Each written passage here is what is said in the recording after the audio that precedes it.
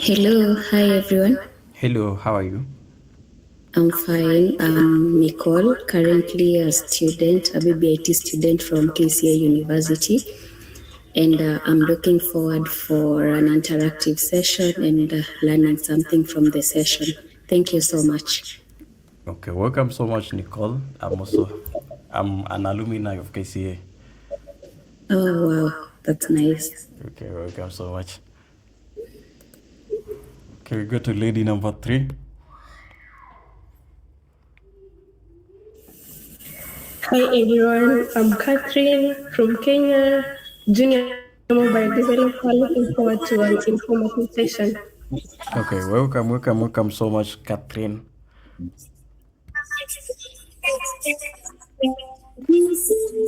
Salim,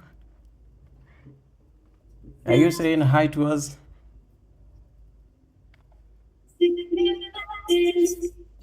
Like, okay, the name was the so they are issues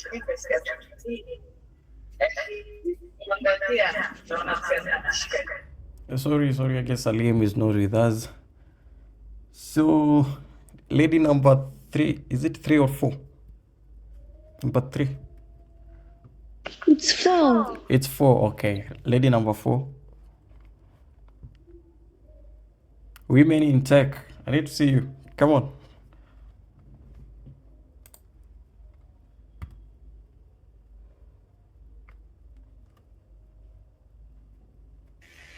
Hello everyone. Hello. Yes, I'm Rose from Kenya and I'm glad to be here ready to learn. Thank you. Okay. Welcome so much, Rose. Okay, now lady number five.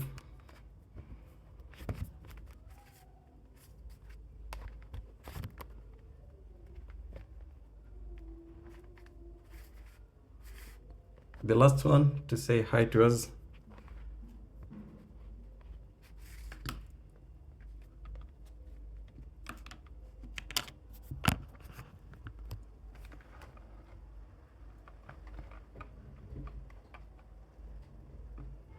Okay, now we can have anyone then. I guess we have few ladies here with us. We can just have one gentleman to say hi to us, then we can now begin. Good evening. Yes, good evening. Yeah, I'm Enoch, a software engineer looking to learn more. Okay. Welcome, Enoch. Okay, so those who have joined us late, I've said my name is Daniel Mosa. I'm the founder and CEO of MCM Tech Hub, and we are the organizers of this great masterclass. So welcome, and today I need to share with you something to do with payment integration. It is because I've seen a lot of people struggle in integrating. They build systems or websites and they're not able to integrate with their preferred payment methods. So today that is what we'll be exploring with you. So welcome so much, and kindly, in case of any question, you can either send a chat here in the meeting, or if you can interrupt politely, you can just unmute and speak. So let me share my screen for you to be able to start.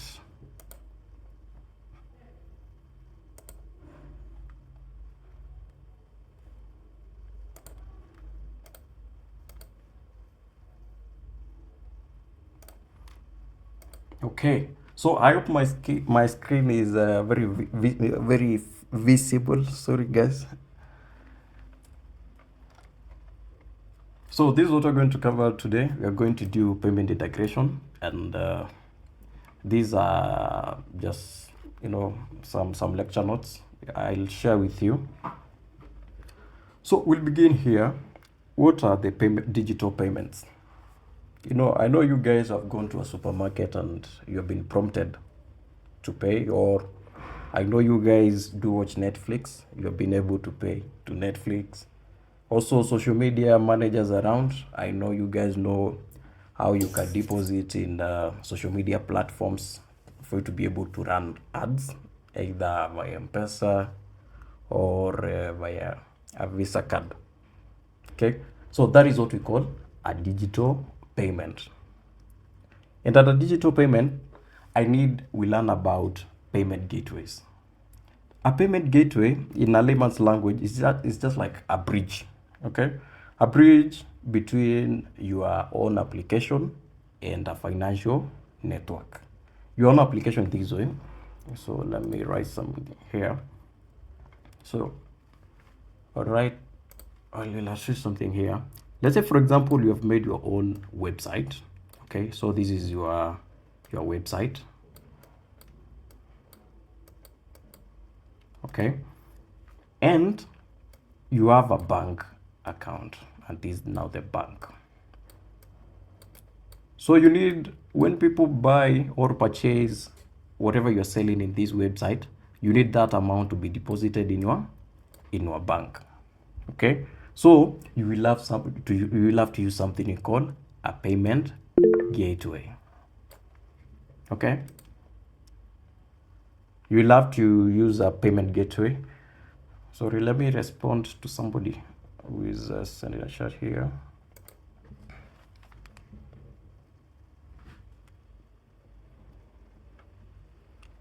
Okay, Beatrice, no worries. I'll see what to do. No problem. So this is now the gateway. Okay, this is now the payment gateway. So this payment gateway now bridges your application with your payment network, which can either be a bank or a mobile money network. So that is the payment gateway. So if we can go ahead, payment gateway mostly do allow you to do something called encryption. I know I've heard that somebody who has mentioned that in security, there's something we call information system security and cryptography. Here we talk about encryption and decryption. You see, in payments, you're transferring money, you're sending money. So the moment you're sending money, you cannot send money in a raw data, because somebody can just get in and tap that. So whatever you do, you do something called encryption. So these banks or these mobile money networks do something called encryption. And if we dwell more into information system security and cryptography, we have something we call cryptographic algorithms. That's symmetric and asymmetric. So when you dive more, you will find there is something called encryption and decryption, where I will show you up as we continue. So that is what a payment gateway basically is. Okay, so in real world, it's like, for example, going to a supermarket, being prompted for you to pay, either using M-Pesa or you go to, if you want to purchase a movie or those digital assets, you can use a card, your global card, and pay. So let me talk of the digital payment lifecycle. Okay, so this is what happens here. First, we have a customer, and also we have, the network. So if a customer, like for example, if I sent you a prompt, you are the customer. Okay, or if you visit any website to buy something, you choose your payment method. So that means you will initiate a payment based on your payment method. Like for example, if your payment method is M-Pesa, you're going to click M-Pesa and you enter your phone number. So you have initiated a payment. Then we have a gateway.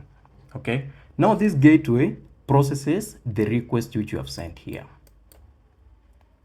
And after the gateway processes the request which you have sent from the initiation of payment, now the bank verifies and authorizes that request.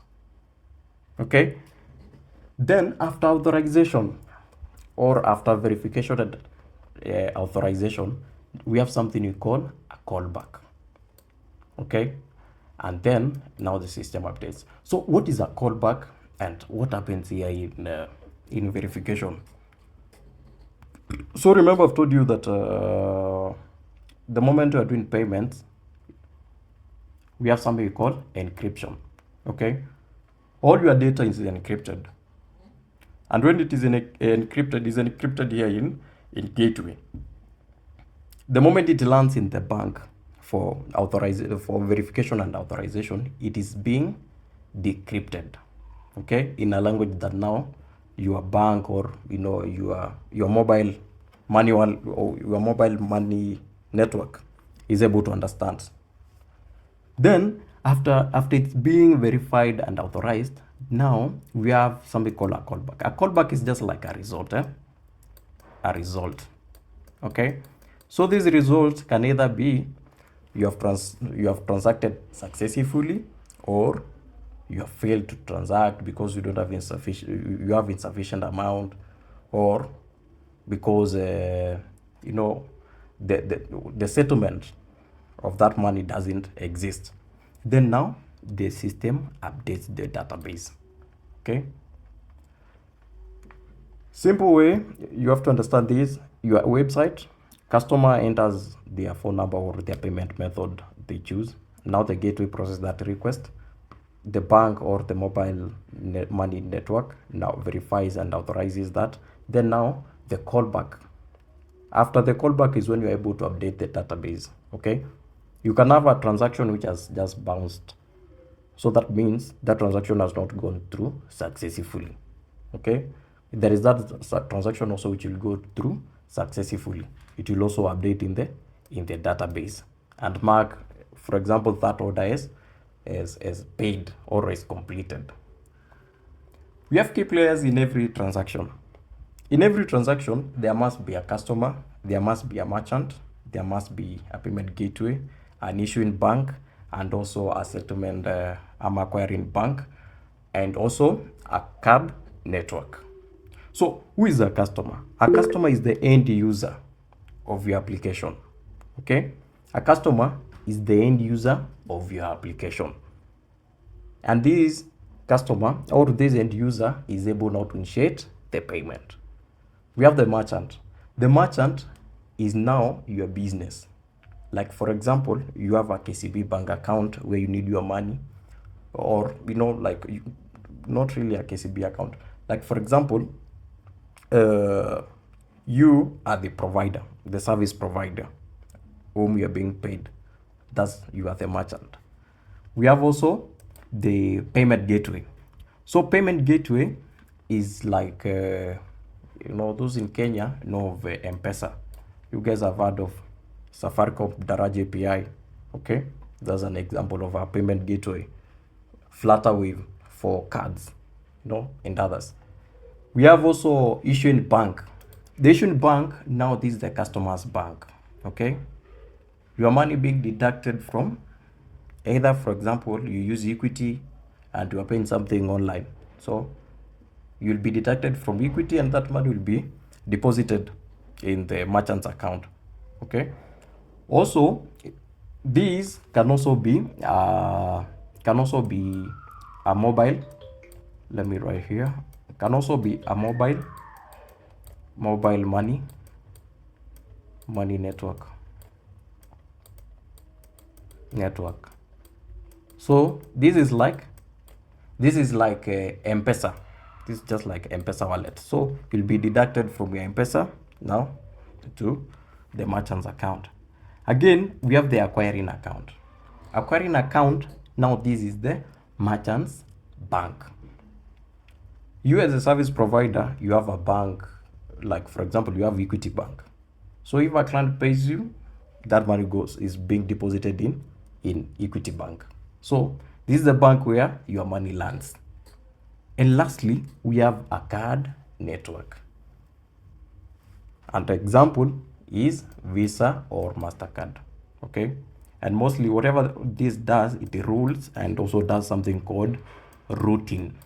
Okay, it rules and does something called routing. When you get it to cards, I'll be able to explain you more about that. So assume this one we're going to show you after. So I don't know whether so far there is anybody with any question. Anybody with any question? Okay, I have around 2. We have Kuria. Yes, thank you, Dan. So I just wanted more clarification on the card networks. Okay.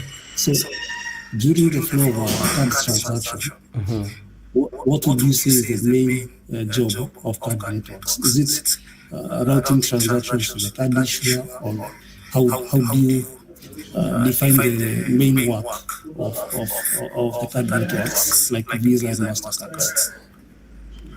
Okay. So the main work of I guess I can pick another question. There was somebody else who had raised in the end. Who was? Yes, the marketplace. Okay. Thank you for giving me this opportunity. Well, my question is that what if I'm hosting a sales place and then the merchants have different payment systems, but I'm trying to link them together with my payment system. So in that when someone pays, it goes direct to the account instead of coming to my account first, then going to theirs. I guess I've not got you clearly. The marketplace. Well, so my question goes like this. I'm hosting a sales place, like where people can sell their products and services. And then at the same time, I'm using a single gateway, but these merchants that are selling their products through my website have different accounts. In that, when someone pays them, the money goes directly to their account, but they use a single payment gateway that is offered by my website. Is that possible? Yeah, it is. It is very possible. Or you can do something called because I guess yours is multi-tenant. It's like in your system there are stores. Yeah. So whatever you can do, you can provide the payment methods which they can enroll to. Like for example, you can give them bank options and give them under bank options you can give them a certain bank which you have already integrated it in your system, or you can give them a M-Pesa side, okay, or even you can give them card options, where their money will be deposited in their card accounts. So it's very possible. You can do something called the routing. If like for example you have M-Pesa, if M-Pesa fails, it can shift and try Equity Bank. If Equity Bank fails, it can shift and try NCBA. That's hope you good. The marketplace. Okay. Daniel, So I'd like to add something. More clarification to the question that the marketplace has asked.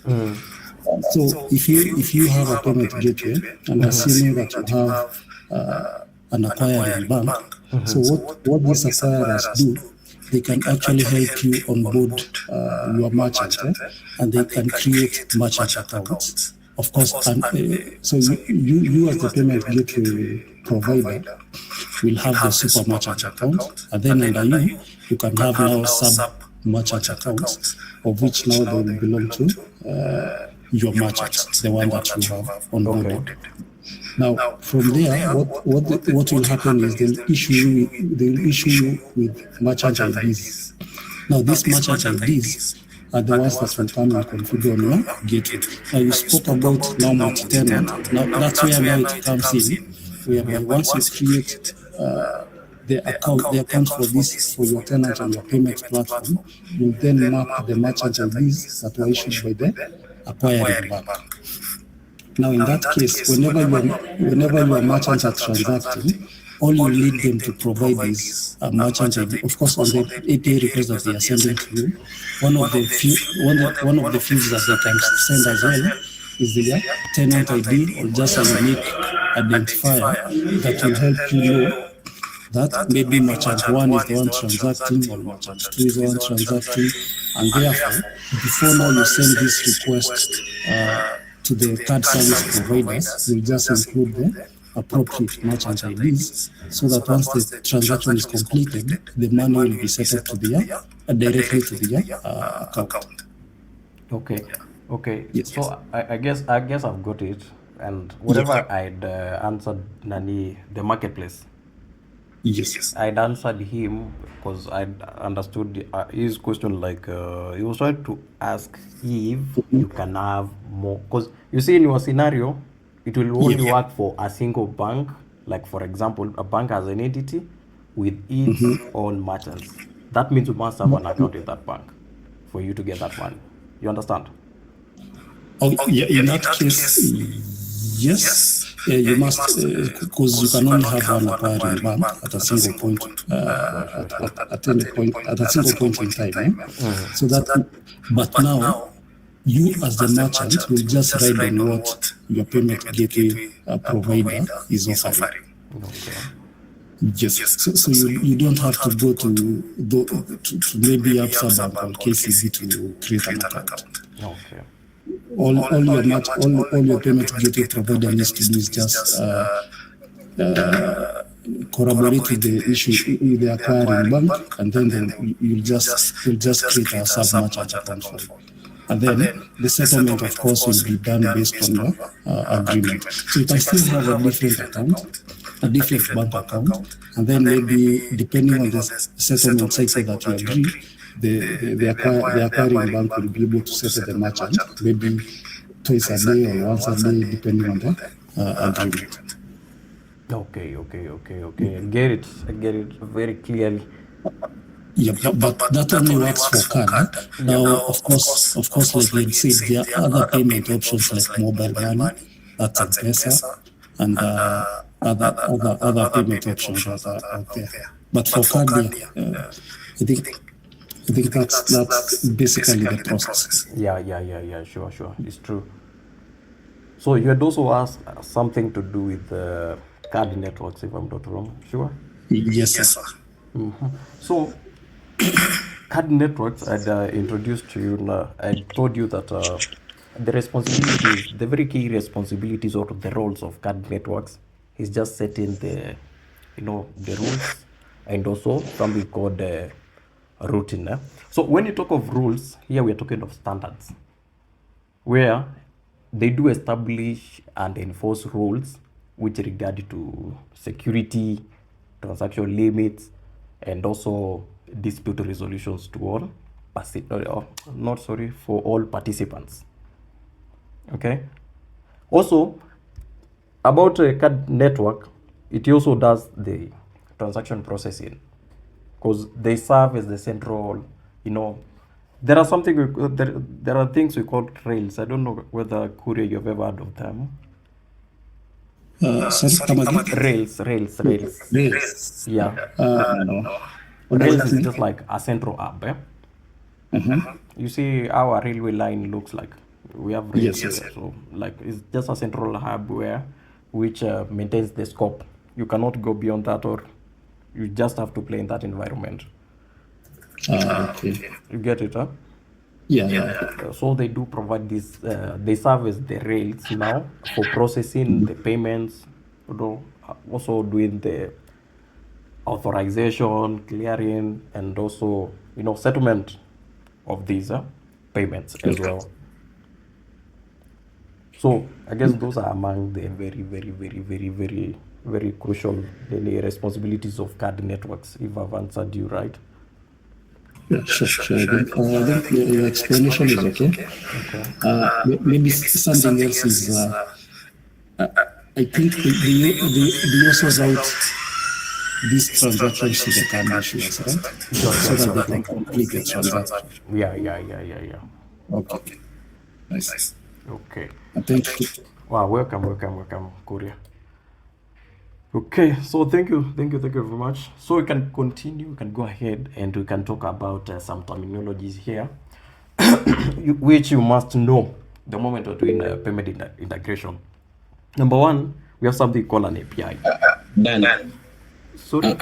Someone raised a question. Someone raised a hand. I don't know, may drop. Oh, even I can see the chat. Let It's me Daniel. see. It's Daniel. Daniel. Yes, Daniel.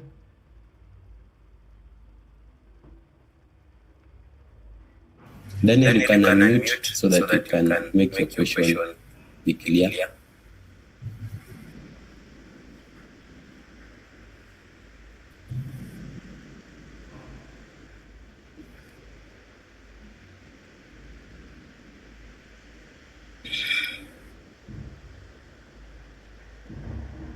Okay, I guess Daniel has disappeared. So I'm seeing a question here on chat box that is from Daniel Muteti. So Daniel Muteti has asked what of different currencies as per the countries. I guess he's meaning how can you transact in, you're here in Kenya and you're paying in dollars. So Daniel Muteti, these payments, they are always, there is a currency. Like for example, your bank in Kenya, don't expect it to give you your figures in dollars. It will give you in Kenya shillings because this is where you're based in. Also, if you have a bank in US, it will give you in dollars, not in Kenya shillings. So they'll convert it themselves based on the conversion rates at that moment. Rosie, yes. I guess we love recording. I mean, cybersecurity was the benefit of me. So this is Mercy saying that he's not a developer but he's in cybersecurity. What is the benefit of you being around? So the benefit of you being around is that you can work as an advisor. You can be advising people how to make sure their code. I'm sure if you are in cybersecurity, you can do pen testing. So you'll be able to tell people how to make a very strong code. Okay, so I guess we can go ahead. I guess Hospital will look at the rest of questions and you'll be able to respond to them on the chat box. So we have API. What is an API? API is just, in layman's language, is how systems communicate. Like for example, you have a website, you have a bank account somewhere, or you have a website, you have M-Pesa. How your website is going to communicate with the M-Pesa, that is now the API, okay?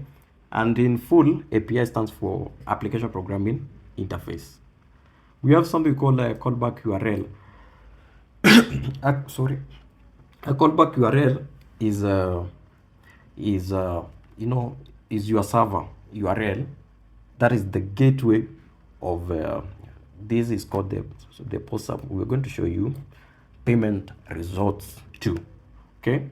So like the callback URL, this is what it's like in layman's language is now the URL which shows the results, because I'd already told you about a callback API here. So we have something called Webhook. Now Webhook is just a real-time HTTP, that is hypertext transfer protocol, post notification triggered by an event. So also don't worry on these, I'm going to show you. We have SDK push. SDK push, this is a Safaricom's, the SIM toolkit push for pin prompter to customer's phone. We have something called tokenization. Tokenization, you guys will remember the moment I told you you have to do encryption of data. So as now the technology that we're interacting with, or the gateway that we're interacting with, has that standard of encryption and decryption. So you have something called tokenization. So this tokenization, whatever it does, it replaces the sensitive card data, or not only card data, but data when you are doing the transactions with secure, non-sensitive token. So we have something called settlement. Settlement, this is now the final transfer of the collected funds to merchant's bank account. I know you guys have heard of this, terminologies like settlement period. What is the settlement period? So settlement period is that time which money, that time, the time that money will take to reflect on merchant's account. Like for example, if I pay you today, either via a pay bill of a certain bank, or I pay you via a pay bill, a till of Safaricom, we have different settlement periods. Some banks got different settlement periods. There is that bank which will get an instant settlement period. There is that one which will reflect after 3 minutes, other after 5 minutes. Also, even some get even up to 24 hours to reflect that payment. So we have something called a Sandbox. Sandbox is the test environment, okay? And here, no real money moves, and this is now safe for development. So this is what we are going to show you today. Today we'll be interacting with Sandbox, and also we'll show you tips on how to go live and or go to get the production case. Also, we have the production environment. That is the environment for the live environment where now you have deployed, and there you find that the real money moves. We have something called 3D secure. This is an extra authentication layer or feature which is found in card payments. You find that the moment you are trying to use a card, it sends you a OTP or a one-time password for it to authenticate. So we have something called Webhooks versus polling. Okay. So I guess before I take you to Webhooks, I'll skip this part, but I'm going to come back to it. I'm going now to show you mobile money. This is where I'm going to begin. Mobile money. So mobile money, like for example, I know all of us here, we are Africans, and I'm sure most of us know of M-Pesa. Right now it got around more than 15 million users across Africa. So it is nice if you master it, even in your country. So we have M-Pesa integration types. They are very many, but I've listed the very main ones. We have the SDK push. Okay, this SDK push, customer pays from their phone. Okay, so how is the flow? The flow is this: we have the app, either a mobile app, a web app, or a standalone application. Now it gets to Daraja. This is now the API, and now you receive the prompt on your phone as a customer. We have another one called C2B, that is customer to business. Here, a customer sends money to a pay bill or a till. Okay, you can either do a manual or automatic confirmation. We have B2C, that is business to customer, and here is a payout to customers for, like for example, a refund. Okay, you have done an order and that item has run out of stock, so they decide to refund you. They'll use something called a B2C integration type. Also, we have salaries. The moment you are paying salaries, it is from you, the business, not to the customer. Then we have the prices as well. We have another one called transaction status query. So these here, you do just check whether the payment was received. Okay, and the flow is that polling fallback, for me is callbacks. Okay, also in a very short introduction, also we have also something called the card payments. The card payments already introduced to you. Let me go to bank API integrations. When you talk of bank API integrations, here you can do a lot of things. You can either deposit to a bank, withdraw from a bank, send from a bank to a bank, send from bank to a mobile wallet, send from mobile wallet to a bank. Okay. Also, you can send from a merchant account. That is, you can transfer funds from X bank account to Y bank account. So here, account validation APIs verify that bank account first exists, because you cannot transact if that bank account doesn't exist. Also, we have the electronic fund transfer, which moves money between two accounts. Like, for example, anyone who has ever developed a payroll can like, they are related what I'm saying when I say that the EFTs move money between bank accounts. Also, we have the KCB Buni portal. Like, this is just an example. KCB Buni portal and Equity Developer portal provide the sandbox environments for testing. So that means banks do provide the sandbox environments for testing.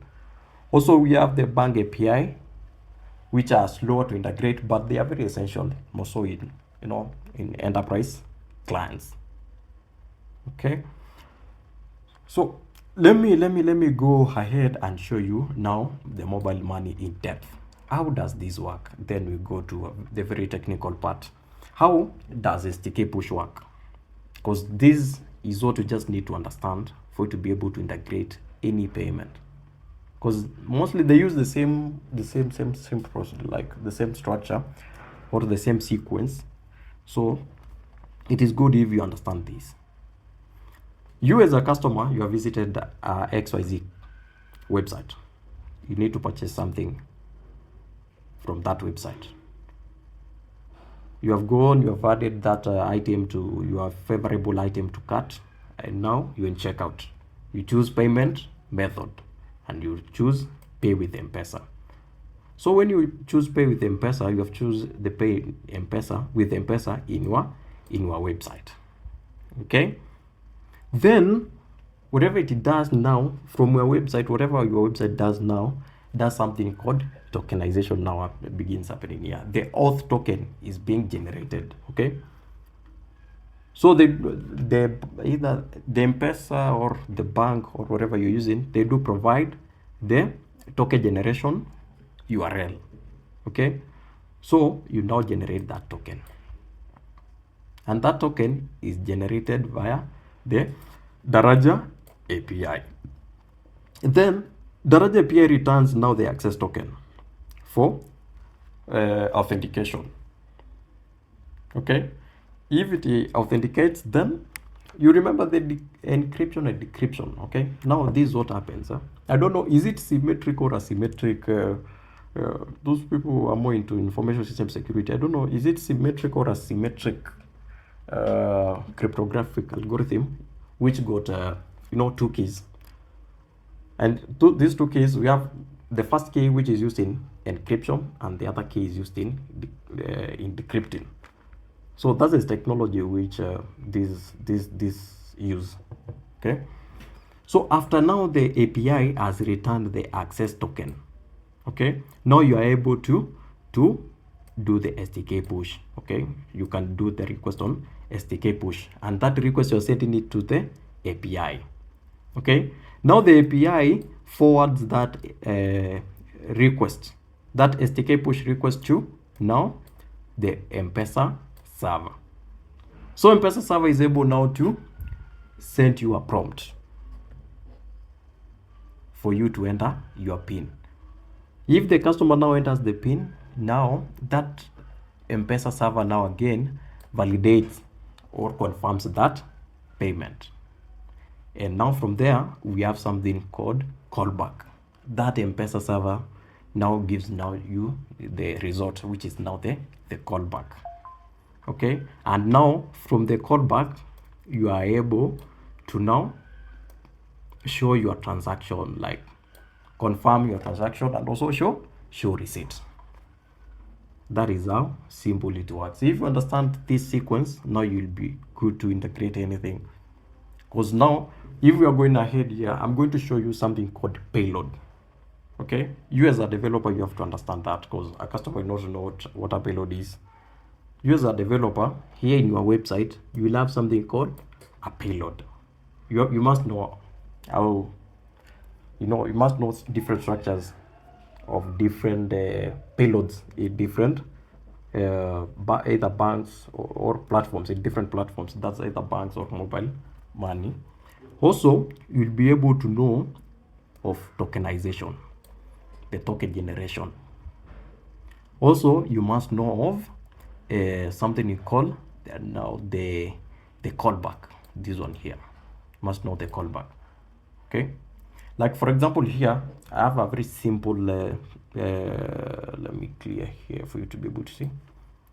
I have a very simple code in PHP, which will assist you to come up with to generate a auth access token.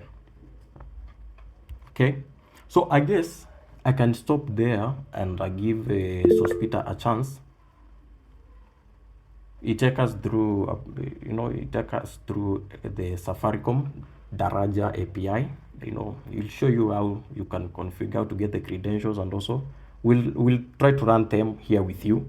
We'll use one of we'll use one of for numbers here for you to be able to see whatever we're going to do. So I guess I'm going to get a break.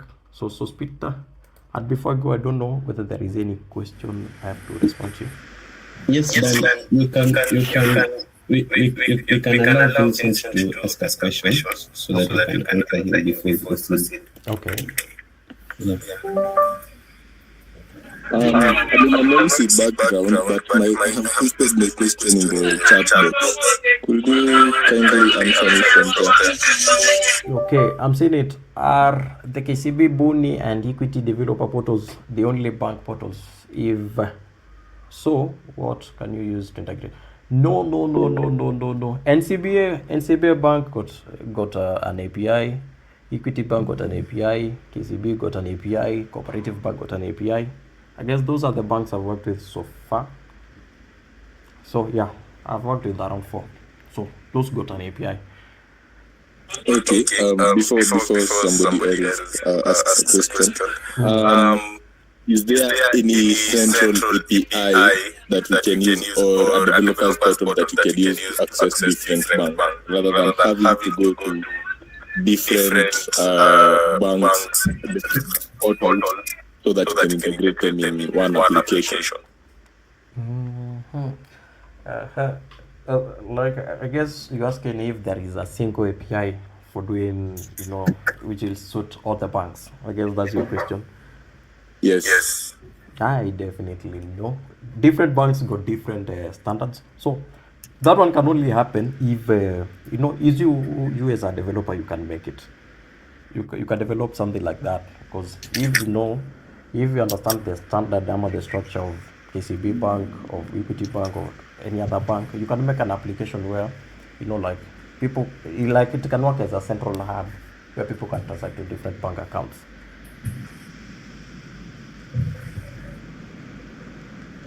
So anyone else? Joseph. Thanks for the opportunity. I was asking a question.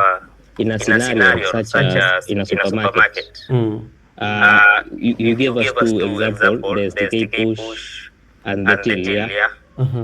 Payment via the till. So if you pay via the till, so how will we how will the POS know that this amount of cash is for this someone who paid in cashier 1, not someone who paid in cashier 2, 10,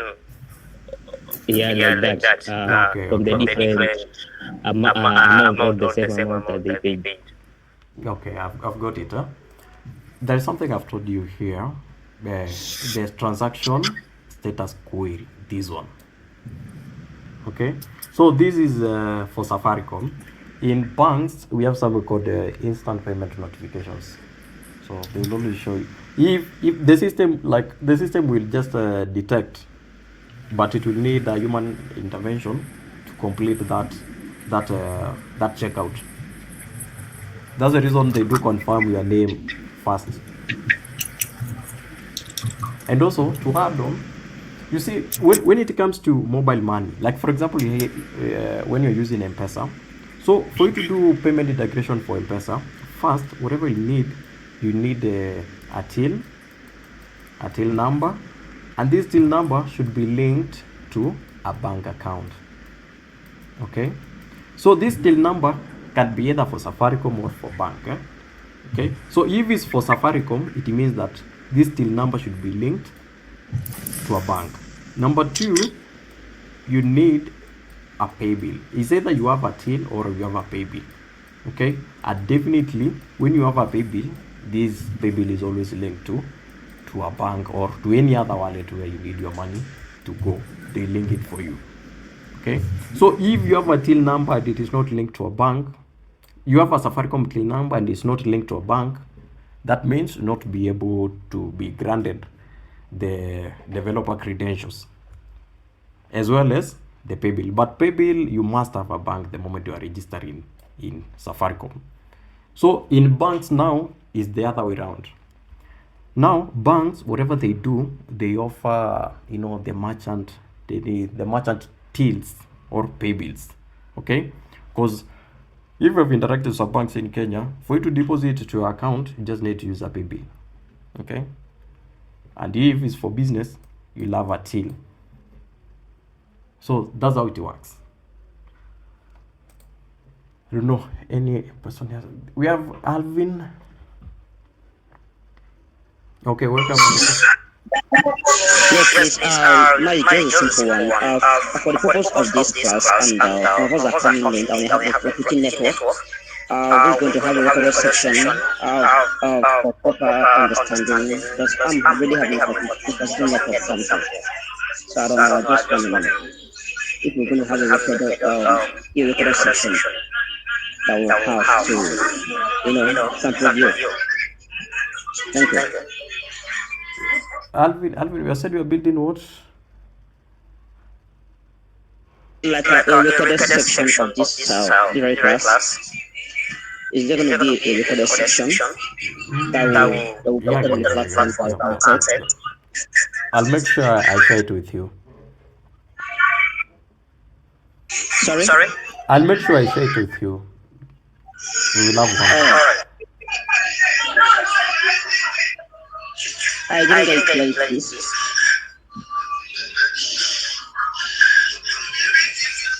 Hello, can you hear me? You will side chat you on this. All right.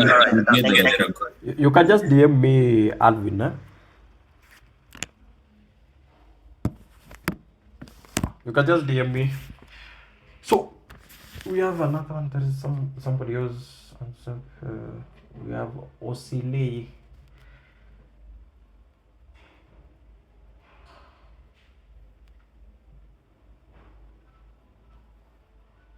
Tolualase, if that's the name, that's the correct pronunciation.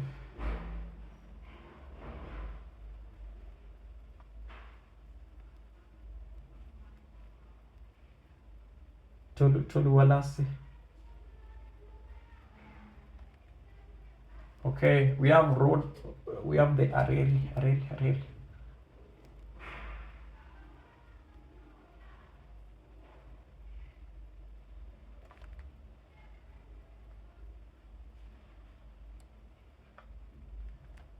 Okay, I guess it was a mistake because they're not responding. So I guess I'll hand it to Sospita. He'll take you to a bit technicals on M-Pesa Daraja now, as I'm taking a short break. Then we'll meet and I take you through bank APIs. So Sospita, welcome. Also, there is a question I'm saying, sorry for that. Kerry Mwai is asking, can you in brief tell us where Stripe will fall into? Okay, so Stripe will fall into, just a minute.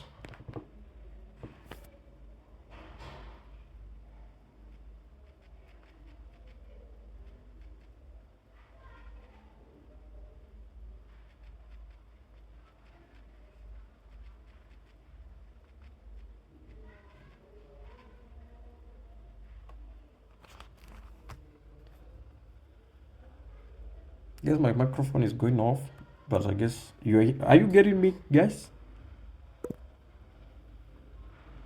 Yes, you can get you. Okay. My microphone was blinking, so I thought it was off.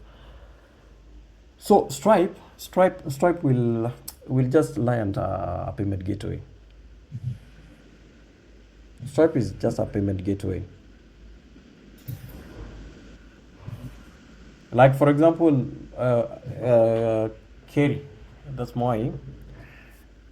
Like for example, when you talk of a payment gateway, we're talking like, we have an M-Pesa, Safaricom, Daraja, that's a payment gateway. Stripe also is a payment gateway. We have also others for banks, a lot of them. Also, we have Flutterwave and others. Those are payment gateways.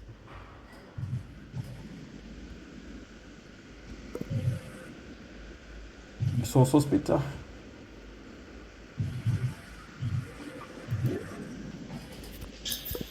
Yeah. So thanks for the first session on our introduction on payment gateways. So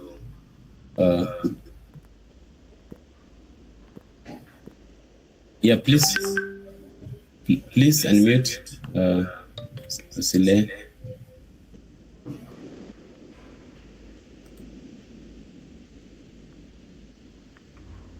Yes, something to say? All right. Okay. No, we can ask the rest of the questions. We can ask after we've done some technical bit of it. On my end, I want to take us through what we basically the technical part as we see whatever Dan has shown us or has taken us through.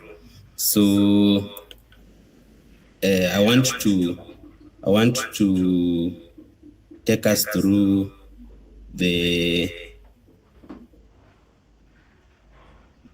simple API that is the Safaricom, the most common API, because once you get the basic of this, then you are good to go. Like you have grabbed all the concepts. So let me just show my screen and let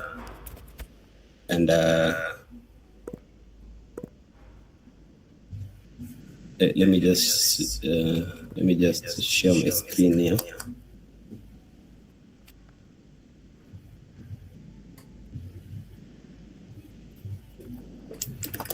So confirm if you are able to hear my voice. Yes, we can, but we cannot see your screen. Yeah, so I'm trying to share. Let me share my screen.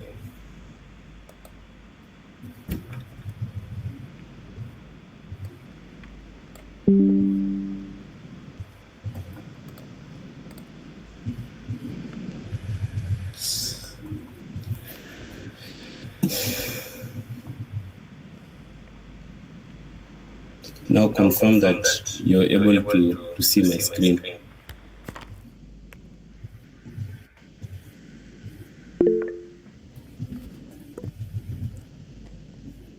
Are you able to see my screen? Sure. Yeah, so the most common API that people talk about in Kenya is the Safaricom Daraja APIs. So Daraja is basically the platform where they host their APIs. So it's built with almost 28 APIs that are theirs. Like it's an internal API that allows developers to plug into their system. So for the purpose of this demonstration, I will take us through the authorization. I mean, it's just getting started authorization and the M-Pesa Express API. This is the common API that we are used to. So first,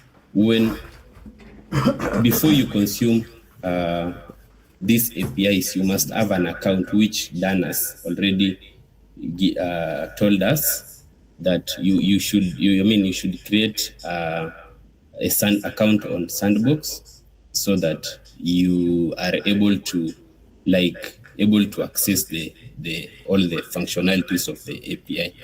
So here I already have the account, so I'll log in and proceed with what we are learning today. So ensure that if you don't have an account, you can create and proceed to test the API. So basically, these are APIs that no. So I'll go to API section where I'll be able to take us through what the APIs does. So with Safaricom, for Kenyan developers, we've used Safaricom to send money, to receive money, to transact differently, to view statements and everything. So that is their main leverage when it comes to now this API, the Daraja API. So before you get started with this, have an account. Then second thing, once you have the account, first you need to create an app. So basically an app is what gives you access or gives you the credentials in able to call the API. So you will create an app. So this is just the API, the apps that I have created on Sandbox. So I'll just use one of the apps that I already have here. So I'll just use this one. So I'll go and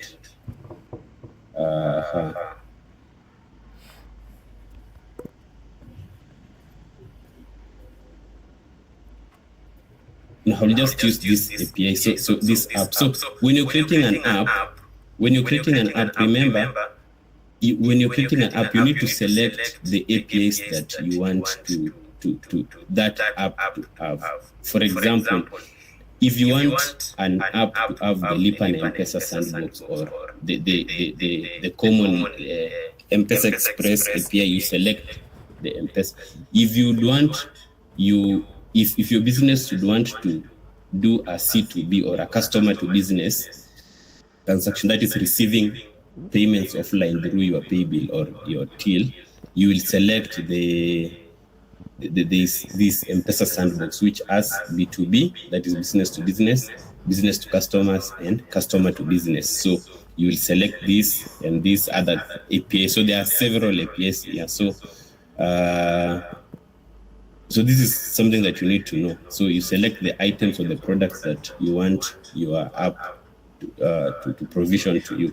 Then once you're done, you create the app. So for example, for this one, I will just use this one, which I already have. So it gives, once you create the app, it gives you the consumer key and the consumer secret. So in the normal running of the application, a consumer key is basically like a username or your email when you're authenticating to normal apps. When it comes to APIs use like different credentials. Different API providers give different credentials. Others will give you the username and password to log in with to the API. Others will give you the consumer key and the secret. Others will give you the API key. Others will tell you this is how you generate the API key or the credentials and so on. So it gives you the consumer key, the consumer secret. The pass key is given on when we test the app. Okay, so up to there is everything clear? Maybe someone can respond and just tell me if everything is clear up to, from creating an account to having the app. Is it clear?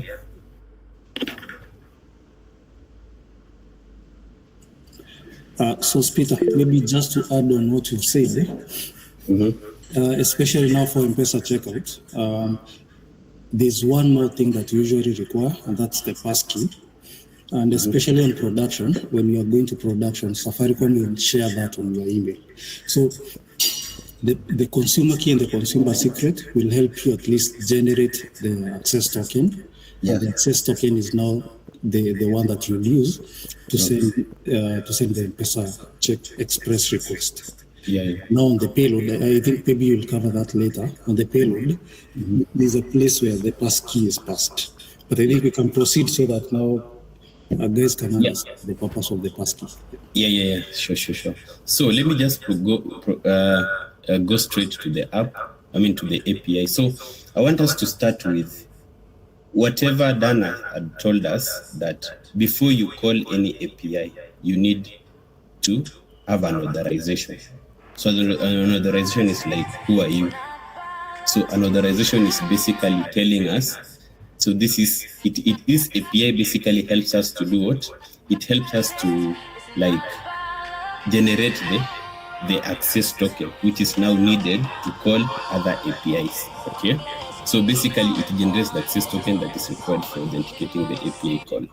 Simple as that. So what you do is, remember when we created an app, we were given the consumer key and the consumer secret. So when you're building your app, how do you generate the authorization, or that is the access token? So there's a formula for generating that, and the formula is this. It's basically you're doing a base 64 encryption of your consumer key, consumer secret, and the short code that you've been given. Okay, that is what constitutes the access token. Okay, so it's just as simple as give me the, let me see if it's in the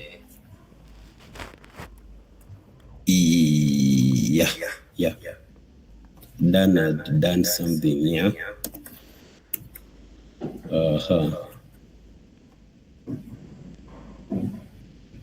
So if you are generating it from your app, this is the function that will generate for you. So you have the consumer key, you have the consumer secret. So according to the documentation, for you to generate the access token, you have to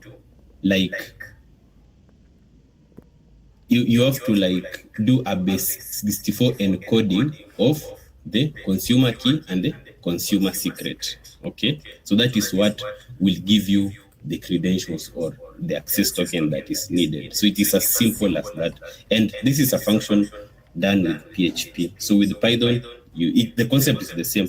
Just get the consumer key, consumer secret, and do a base 64 encoding. Okay, that is one way of that is the one way of getting the M-Pesa token. M-Pesa access token or the authorization token. So the other way is to have. Let me show you my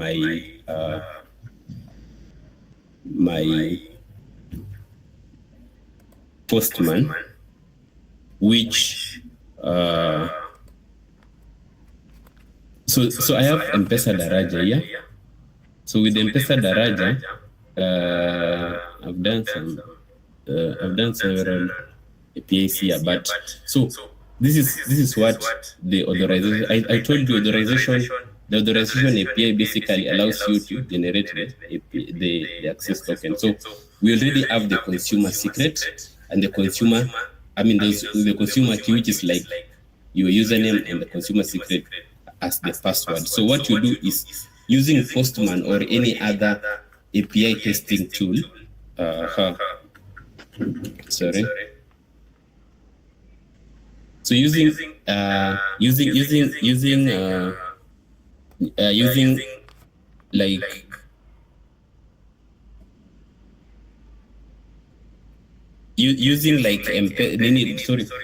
Postman, we can be able to generate the token. How do you do that? So you just, from Postman, there is where you put your URL or your endpoint. So this is where you put your, including the base URL. So on my Postman, I'm just using variables so that it can help me in reusability. So I don't have to repeat writing the same thing. So this is the endpoint. Then what it is a get request. So what you do is on authorization, you come and choose the basic authorization.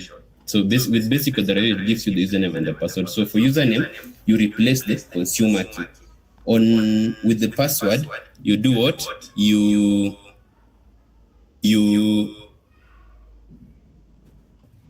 On the password, what you do is you basically put the consumer secret. Yeah, as simple as that. And there are parameters as well that you need to pass according to the documentation. So you'll choose the grant type or type the grant type, then it's client credentials. So basically that is it according to like our documentation. So this is the documentation. You only need the consumer key, the consumer secret, but the parameters that are needed are the grant type, which its value is the client credentials. And once you call this endpoint, it gives you the response with two objects, access token and expire when it expires. So the access token is randomly generated using the formula that you said. Okay, then expires this is in seconds. So this is like 59 seconds and 59 minutes, 59 seconds. So it's like 1 hour. Okay, so this is the first step before even consuming any API. So different providers will give you their different ways of generating tokens. So if you go with KCB, it is the same thing when Dan will take us through. If we go with any other API, maybe they will tell you we are using API keys. So for API keys, you only change the authorization type. So maybe you will use, it's usually the bearer token. Then on bearer token, you just replace here with your token or even JWT, something like that. So that is it on authorization API. Okay. So now we've said this one doesn't have any like request body. Remember, when you're working with APIs, as Dan took us through, there is the request payload and the response payload. So request payload is whatever that API requires you to send to them, okay, or whatever the API accepts. Then the response is whatever you'll get. Then in between your response and in between the response that you've been given and the results for payments APIs, that is where now the callback comes in. Okay, the response that comes from now the provider of the API. Okay, so that is it on authorization API.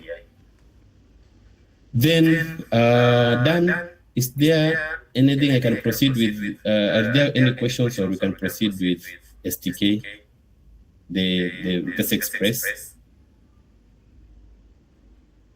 so that we can answer questions like so far I'm not seeing any question. I guess you can move to STK push. Mm-hmm. We have a Toluwase. It's your turn now. You can unmute and talk to us. Sorry, sir. First of all, the time given on the platform is not corresponding with Nigerian time. That's why I came in late. Secondly, I don't start with you at the beginning, so it's a little bit hard for me to understand what he's saying. Maybe if we could get a recording, so that would be nice to go through. And thirdly, this is my first time of joining. If I could have previous ones that they have done, it would be nice on my part, sir. Okay, Toluwase. Which country are you from?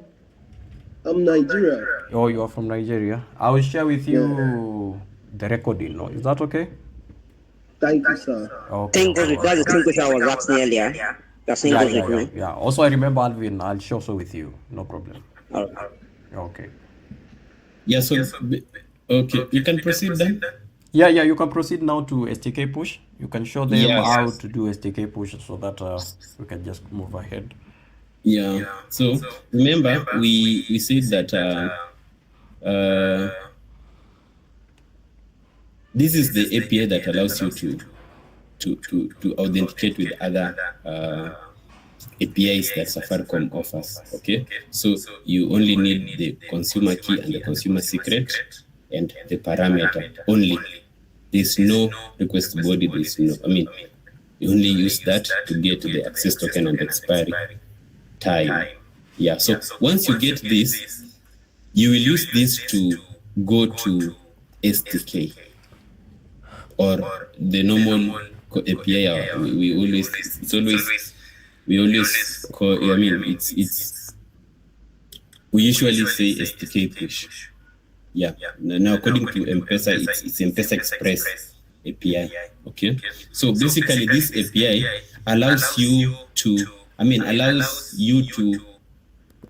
send a prompt to the customer in order for them to pay on your behalf. So basically, the customer pays on behalf of the business.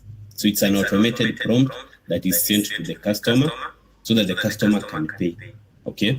So Dan had taken us through the architecture of how the request goes. So I don't think I'll dwell much there, but it's basically whatever it took us through here, that when a customer clicks pay with M-Pesa or pay button somewhere on the website or on the system, your website first has to generate a token, okay, in order to communicate with the Daraja API. So whatever we've done here is it generates a token. So that token is validated by the Daraja API. Okay. So if it's correct, it returns an access token. If it's wrong, it will tell you. Okay. So once that is correct, then once the response is given to you, then you can now call the SDK push API, which now goes to the Daraja API. Then it forwards that request to the M-Pesa server. Okay, so the server now confirms, okay, is the mobile number correct? Is it registered on M-Pesa? Is it, I think the credentials are credentials okay? Yes. Then an SDK push or a prompt is sent to the customer, in which now the customer has to input the correct PIN and the password. The correct PIN. So now it goes direct to the M-Pesa servers, which check is the PIN correct. If the PIN is incorrect, they will send a callback or a webhook. Okay, a callback. A webhook or a callback response that maybe the user PIN is incorrect, or he or she has an insufficient balance, or the user has cancelled, or the user session has timed out. Every instance, that is what Safaricom servers send back to you as the callback. Okay. Now your callback URL, which was told to us before, now has to know how to handle different cases. If user cancels the prompt, if the user has insufficient balance, if the user has timed out, the session has timed out, if the user has input incorrect PIN, and several other instances. So what happens? So that is what your callback URL does. Okay. So basically that is the architecture. In summary, all these things are just something that we will discuss in depth another time. So when you're working with this API, there are things that you need to know. There is a request body, and there is a response body that is returned to you, and there is also a callback payload that is returned to you. Okay. Then now you handle the callback. Okay. So I'll take us through my postman, and let me show you how it You can see my postman and everything inside it. Please confirm that you can see the payload, the request payload. Sure, we can. Yeah. So what this API does is basically whatever I've said. You send the customer. You allow the customer to pay on behalf of the business. Okay. So what it requires of us is there's a payload. I mean, endpoint. Excuse me, Sospita. Yes. I guess you're using a bigger screen. You can zoom out a bit. Which is that's what I wanted to confirm. The viewer is the one who are supposed to zoom. It's allowing the viewer to zoom. Okay, so contributors, you are allowed to zoom from your end. Yeah. Also, I can see. Yeah. So you can zoom over on that tile. Then there is an icon for zooming in and out. Where? On my end? Not really. From from the contributors, tiles. They can see. They'll be able to see. It's okay. Now we can go ahead. So the payload request. No, the request payload is whatever we need to send to Safaricom in order for the server to accept, or the API to accept the request. So that is whatever we are sending to Safaricom. So with this API, you need an endpoint. It is a post request. We are sending requests from our app to Safaricom. Then we need an authorization, which is the access token that from my end, I have auto-populated it on the variable. So it's here. Then we need a request body. For this API, we don't need any parameter. Okay. So once you have this, obviously the headers, you know the common header is we accept application JSON. Okay. So the payload is this. We need a business shortcode. So business shortcode is basically either you have the shortcode, that is the pay bill or the till that was given to you by Safaricom. Okay. And this one is on the app that you will create. Okay. So that is the shortcode. And password. Password is basically the base 64 string of shortcode, this one, passkey that you'll be given plus the timestamp. Okay, so timestamp is basically that the time that you're sending that request. You can generate this programmatically. The passkey is given to you once you go on live, and shortcode is your pay bill or your till. Okay, but for this purpose, I am using Sandbox. So password is given on the app. Okay, so if I come to this API specifically, I want to simulate. I'll get into the platform. Choose my app. Then you'll see a passkey is generated for me for testing. Okay, so this one I'll have to copy this and replace on my passkey. Where's passkey?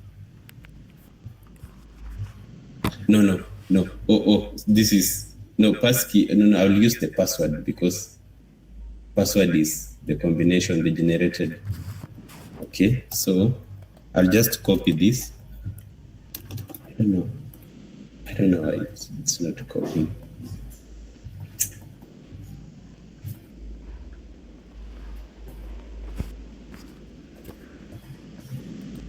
Just double click, I guess it will copy. It copies. Just double click, I guess it will copy. Double click on it. I see. It's like it's copying or what? No, it's not copying. It's not. So I'll just this is not the reason with the new Safaricom Daraja 3.0. Yeah. So let me assume it will work. Whatever I've copied.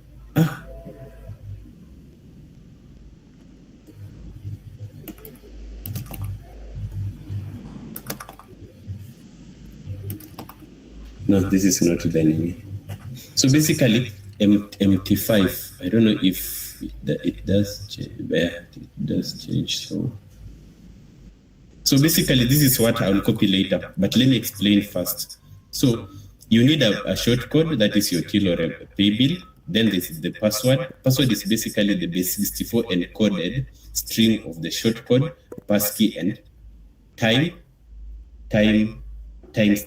the time you send. So this is basically the formula. So using your different languages, Python, PHP, JavaScript, you'll be able to generate this. Then there's the business short code, which is your till. Then there's timestamp, the time that you're sending this request. And there's a format you have to provide. Otherwise, you'll get an error. Then there's the transaction type. It can be a customer pay bill online, or it can be a customer buy goods online. So you need to know what type of shortcode are you using. Is your shortcut a pay bill or a till? So this one will dictate the type of the transaction, transaction type you specify here. Then the amount is whatever amount you want the customer to pay. And they don't accept decimal places. It's only all numbers. Okay. Then party A is the phone number initiating the payment. Okay, the one that is receiving the STK push. Okay. So party B, ideally party B should be the receiving organization. Okay. So this is the receiving organization, but in most cases, according to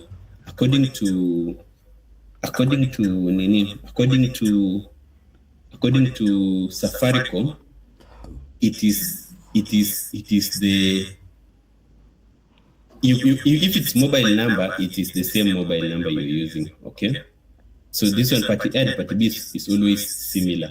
Then phone number, again, phone number is the one receiving the STK. So according to the documentation, it's not like they have not specified why they were putting this, but phone number is the one that is receiving the STK, which must be similar to party A. Okay. Then the short code, party B is the short code that is receiving now your short code or your pay bill or your till. Okay. Then the callback URL is the one that responds to the response that comes from Safaricom. Remember, when you're sending a request to Safaricom servers, they have to respond either if it's an incorrect PIN, insufficient balance, the user cancelled the prompt, and so on. So whatever they respond with, you need to handle through your callback URL. Okay. Then the account reference is basically a random thing that will be included in the prompt. You see, when you're sending a prompt, there's a message that shows there, you want to pay 1 shilling for this account or something like that. Then transaction description, it's not in the STK prompt, but you might want to save it somewhere on the database. So it's important that you use it or you put it there. Okay, so up to there, are we clear? We can proceed to test. Then is when we will answer the questions. Okay. So timestamp, I don't know. Okay, timestamp, I'll just copy. I'll just generate any timestamp. So 2026 in this format, 05/20/14 hours 21:03 seconds 13 seconds. So that is the format in which your timestamp should be. Then password I will copy from the app. Then customer pay bill, any other thing, callback URL. So for this case, I will use a service here called webhook.site. Okay. Ideally, it's webhook.site. It basically allows you to receive callbacks. Okay. It's basically a service that allows you to receive or to receive like callback responses. Okay. So I'll just think, yeah, I'll use this. Go to my app, replace callback with this. Then amount is 1. Then phone password. Let me copy. Let me struggle with this up until it accepts me to copy. I think this is a browser issue. Yes. Good. Yeah, I've been able to capture. I hope it's the correct password. Is it? Yeah. So let me try to send a request to my. Can we use any person's phone number so that we demonstrate? Dan, you can pick one person to share their number. Okay, I guess any volunteer who wants to receive the STK push. So this one, just go to Safaricom Daraja. So if they deduct 1 bob from you, they'll refund it. I guess people have shared. We have Mika Atemba 07. I guess you can copy from chats. Suspicion. Okay, let me see. We have Mika Atemba is the one who has sent it, the first one. Let me see. Yeah. Where are the messages on this? You can't access. I don't know. Okay, just go back. Go back, I just read it for you. Okay. It's 796 96 19 36 55. So this is the format of your mobile number. You should start with the country code without the plus sign. Okay. So once we send a request to this mobile number with the amount, whatever this person will receive is the STK. They are paying on my behalf as a business or as a merchant. Okay. So we will see how Safaricom sends the callback when he pays, when they pay, or if they cancel, or if they leave the SDK push session to expire. So I'll just send the request. So when you send the request, it says merchant does not exist. Okay. Remember, you need to handle error when you're going to. Dan will explain more on this. When you're doing a production app, you have to catch all errors. Okay, you don't assume that everything will be correct on your request. So it's telling me the merchant does not exist. It's because the short code is incorrect. Okay, so I'll just go to my app, go to shortcode. This is the shortcode, the testing shortcode. Okay, I will go there. Where is it? And replace your shortcode. Okay, So it will be similar to this. Yeah. So now when I send, again, it's saying wrong credentials. Reason, the password is incorrect. Okay. Now, and this is what I was very sure I had not copied well. So I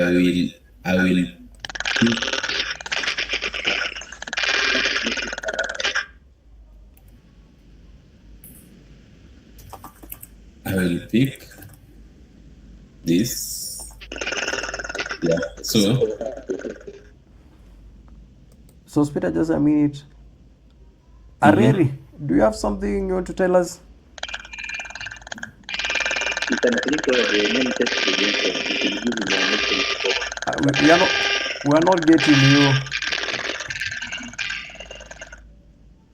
We are not getting you clearly. You can just type on the chat. So Peter can go ahead.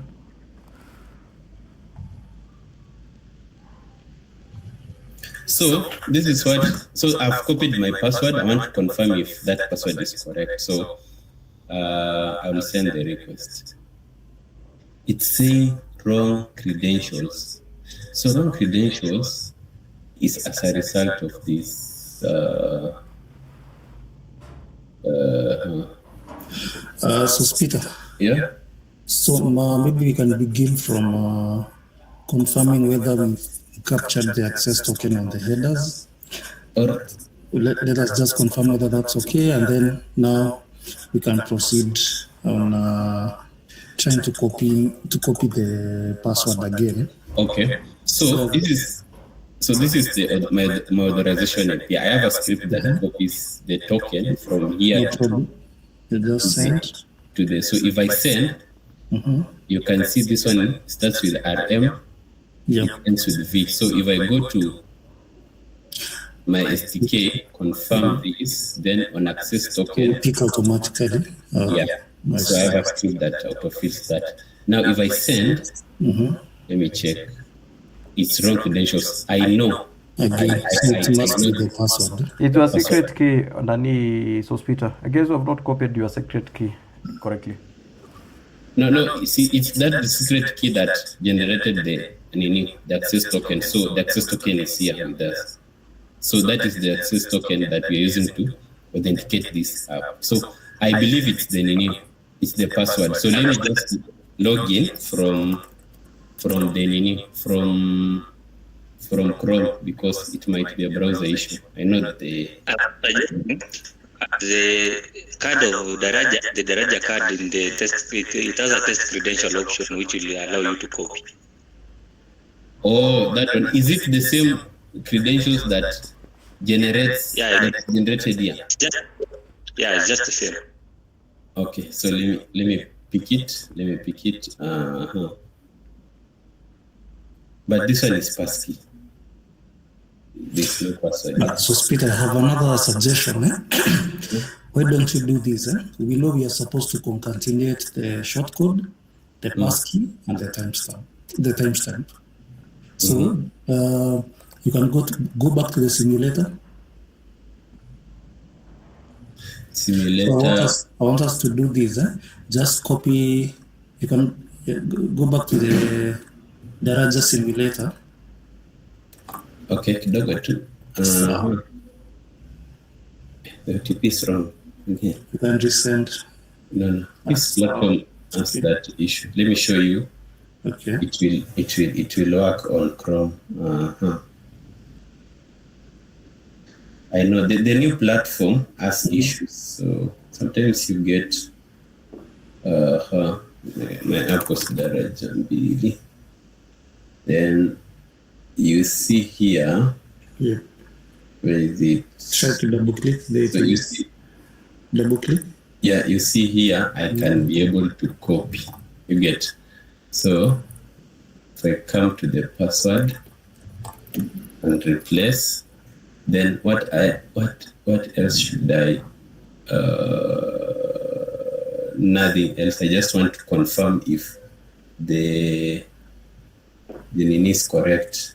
179, the number. This one is random. Which other pay bill? Yeah. So let me send again. Wrong credentials. Credentials. We can simply do this. You can just copy the passkey, the short code, and the current. Oh wait, we have not set the password. I see. I don't know. Why don't you just add code it instead of saving it on the collection variable? Let me see. Yeah, that way. So. Same thing. Sandbox. So okay, let me switch to alive credentials, but the concept is the same. So for I'll just prompt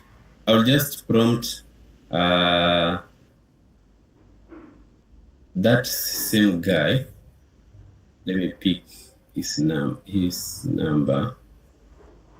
Then we will see what I'll change the environment to production. I have a production pay bill. So this is the production pay bill. Then what will I change here? I'll change this is the pay bill. I'll just change the mobile number. Then he will confirm to us if he gets the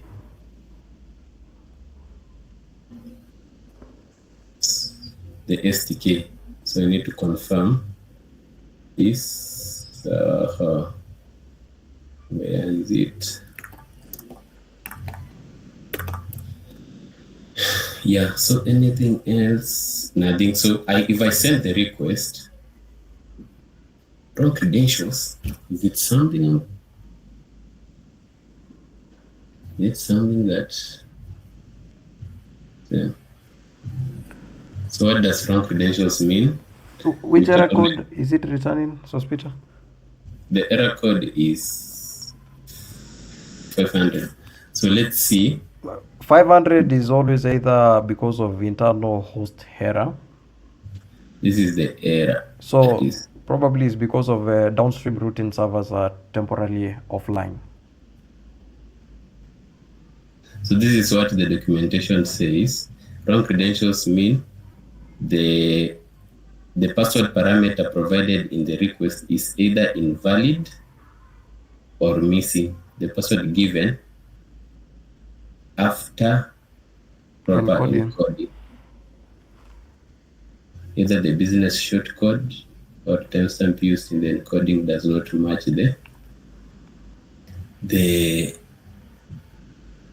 the one used in the body of request. So so password, we used the wrong password. So I'll use the passkey. For this case, the password here is the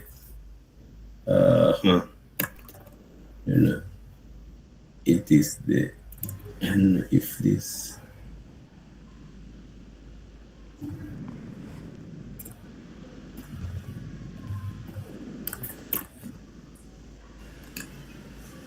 Try sending, you see? No, it should be the passkey. Yeah. So that is the password. So the person should confirm if they have received something, or they can even cancel the that request. Was Mika Atemba. Can you confirm whether you've got a SDK push? Yeah, I got it.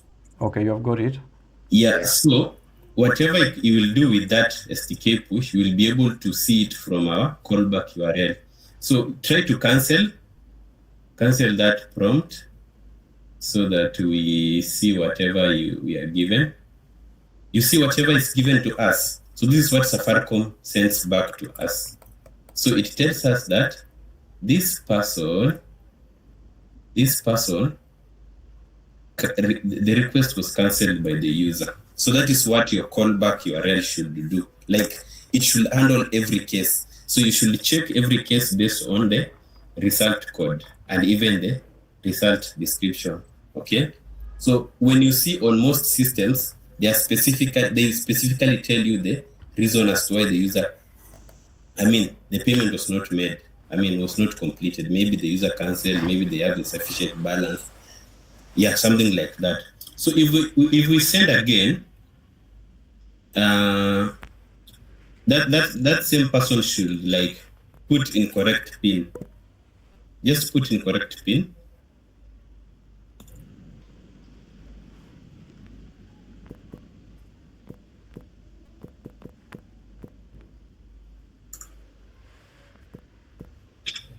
Done? Yes. Oh yes, amemaliza. Yeah. So if the initiator information is invalid. No. So Peter, so for M-Pesa checkout, I also noticed whenever the user or the end user inputs the wrong PIN, that's the error message that is usually returned. Usually, Kitambo, they used to give wrong PIN, incorrect PIN. Not nowadays they just tell you the initiator information is invalid. Okay. Yeah. I think things have changed.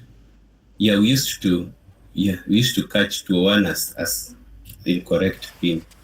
Okay, so now with the API you need to like observing it, maybe something else. But you see the important thing is to capture the error code. So different cases, if that user maybe leaves that SDK push, maybe let me send the last one and see what happens. Don't answer anything. Just leave it to expire after 45 seconds. I think it usually expires after 45 seconds. Before you input the PIN, after 45 seconds it expires. So we should get a callback from them telling us maybe the user did not respond. Yeah, timeout. You get. So this is what you need to handle, and this is the main important part of every API. What does the provider of the API returns to you when you send a request? Do they give you the information that you need? Most of the time for payments APIs, you are using the callback URL, okay? But these other APIs where you just need to fetch information, you just get all the information from the response, okay? So I think I am done. I have explained every request, every object on the request body, and so ensure that when using the platform, ensure to copy the password correctly. Okay, I know there's still an issue with this platform in terms of copying content. I don't know. Yeah, but this is the password for testing. When you're going live, you'll be given your own like a password or something like that. Share with you their own credentials. Yeah, you'll be able to generate that credentials on that. So yeah, I don't know. I'm done with the SDK. Any question? Okay, I guess there is a question here from John Basigo. Before you check out, John Basigo is asking you clarify on where you had gone wrong. Okay. Yeah. So just quickly, where I had gone wrong was on password, copying password correctly. Okay, because of the limitations of this Daraja 3.0, I cannot be able to copy this password correctly. If you highlight it, it just disappears. And I think most people have gotten this challenge. You're trying to get the password and you're failing. But when it comes to when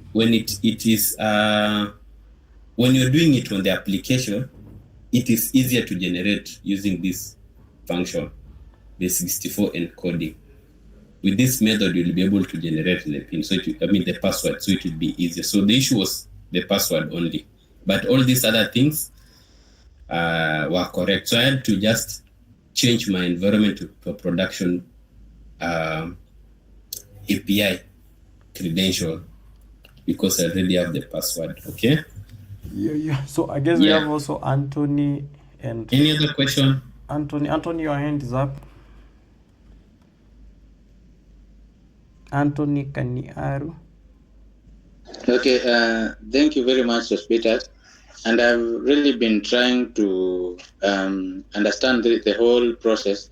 So I just wanted you to probably, in a nutshell, just explain to me, let's say I have a business and I have the M-Pesa till number. What exactly do I need? Like, how do I start the whole process? Because currently I don't know, and I've learned a lot from this session. Just clarify or just explain in a nutshell how to go about it. Okay. In simple, if you have a till, a personal till settles your money. The people that pay you on your till, it usually goes to a personal number, right? A reserved personal number, sindio. But there are other tills that when people pay, it goes to the bank account. That is depending on how you register that PIN. Okay, but most of the PINs that we usually see in small businesses usually settles to another number that is not your main M-Pesa number. Okay, so for you to use a till to integrate in your application, you need a short code that is a till or a pay bill that settles to a bank. Okay, and this is provided by Safaricom. When you're going to apply for a till, they will tell you to specify the bank, or do you have the account? Do you have a bank account where the money will be going, and so on. So you'll have to specify. But for a person who has a till, you have to write to M-Pesa. There's always an email here. You write to API support and copying the business, M-Pesa business, telling them that you want your till to be whitelisted for API. Okay? So that way they will convert your API, they'll convert your till number to a till number that it will be the same till number, but they will create you an account on M-Pesa organization. So now that way you'll be able to manage your till and also have access to the API. So you just write to API support, copy M-Pesa business, tell them to whitelist. That is if your pay bill, your short code. In this case, if I say the short code, it can be a till or a pay bill. So your short code should settle in a bank. If it's a personal number, it won't. They will tell you have to either convert it to settle in the bank. I don't know if I hope I've answered you.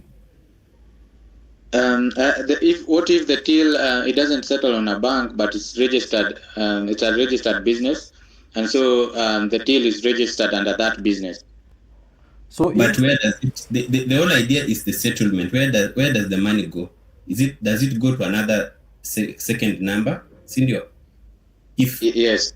If it goes there, then it won't. They won't. It won't be possible for them to allow you to integrate with it. So what you do is contact them. Then they will give you additional form where you will have to convert that till to now a till that settles to a bank. So that means in the form that they will give you, you'll be able to specify the account, the existing till number, and the bank account where you want that money to be settled to. Okay? Yes, thank you very much. Yeah, so Dan, do you have something to add on whatever I've said? Okay. I guess on case of Anthony, you find that till is not linked to another number. It is linked to your main number. The number you're given is just for messages to confirm transactions. So Anthony, you have just to go. You just need to visit them because I've said you have registered your business. You visit them with your registration certificate. You tell them you need to integrate your till with you need to integrate in your website your till to your website. So they'll be able to ask you where do you want the money to be settling. You give them the bank of your choice, then they will request the business registration certificate from you, and I guess there is another document they request from you, so you'll give them. And it will be very smooth. From there, you just log into your M-Pesa business portal and you'll be able to get this keys. Also, there is another question. Before another question, I guess we have two hands up. We have Kiru Korea. Yeah, thank you, Peter, for the walkthrough. Maybe this something that I would have liked us to also look at, the alternative of the callback API, because sometimes you find that you might do transactions, and due to one reason or another, you might fail to receive the final results.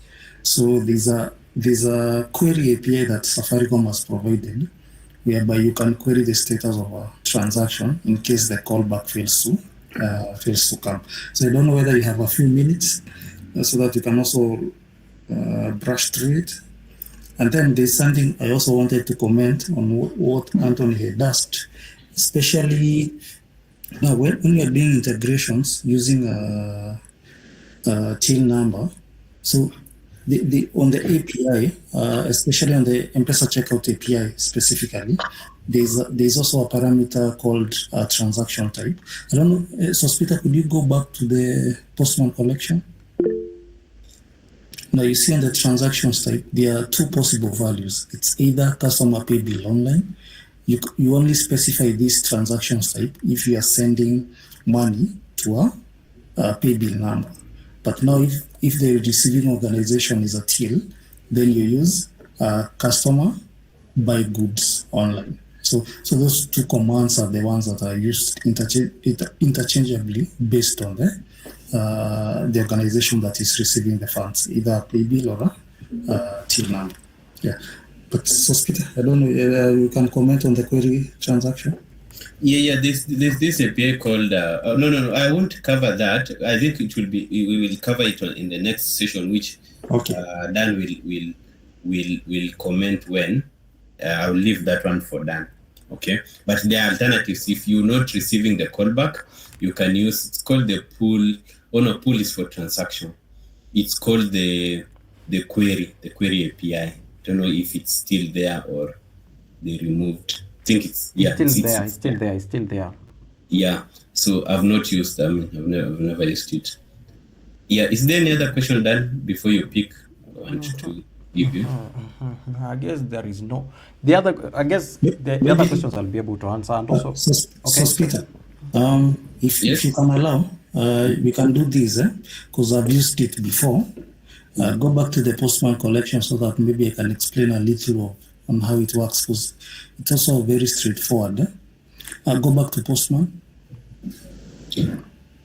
So what usually happens is, assuming now you sent a transaction like the one you had sent, the customer got the STK push, they either cancelled or approved the transaction, but you didn't get the final response. So what you usually do is, I don't know whether you have it on your Postman.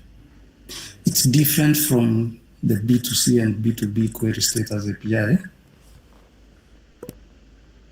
Okay. Maybe. Yep. Maybe for the interest of time. Okay. Sure. We can. Okay, I'll leave to Dan. If there are no questions, I will leave to Dan so that he can proceed with the next session, and he will advise from there. But the scope that he had given me, I have been able to cover. I hope, I trust that everyone, at least a majority of us, have understood each of the whatever have taken us through. Dan? Yes. So I guess Kiru, if I'm not wrong. Yeah. I guess we will have to do that. So whatever we do now, I can answer some few questions here. Then I take people to bank integration. Then because the last part of bank integration which I'll do that is M-Pesa to bank. So I guess yours will chip in there because in bank we have instant payment notification API which will be talking about it. So I guess this one query transaction API from Safaricom, we can talk on it at that time. Is that okay, Kiru? Yes, sir, that's fine. So a few minutes, then we come back. So there is somebody who had asked a question here. He had asked a question. Oh, where is it? I don't know. Is Areri or is Areri? I don't know. Is a he or a she? I'd asked that in an instance of system like Centipede, where a client provides a till number without consumer key and consumer secret, but still SDK push works and money is sent. How does this work? And the company gets its credentials, but their users are not required to get their own. So Areri, when you talk of Centipede, these are internet service provider, you know them. So here they have they act like an intermediary, if I may say, between Safaricom and the local internet service provider. I guess we had discussed this with Kiru here. We talked of the master credentials. Okay, so here CDP use their master credentials to talk to Safaricom Daraja. So you as a minor merchant, you don't need to have your own credentials. They'll use theirs to integrate with Daraja. I don't know whether I've answered you, Areri. So I guess we can go ahead, and I need to take you to bank integration, and the bank of choice. I'll take you through KCB Bank, because KCB Bank got a very comprehensive thing. I guess it would be nice if I take you through. And before I take you to KCB Bank, I need to explain some things here. I know we have some beginners here. We have something called payload. A payload is just actual data. Let me share my screen for you guys to be able to see. So let me share my screen here. So I guess I can use this one here. So when you talk of a payload,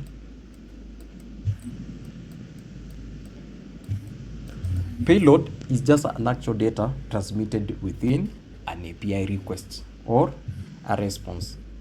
So these data do exclusion of administrative metadata, like the headers. I guess you have had Kiru and Sospita talk of the HTTP headers, and also likes of authentication tokens or the routing information. So get it in this way. If an API transaction is physical shipping parcel, then payload is the item inside a box. Okay, so the cardboard box, shipping label, and also the stamps are the headers.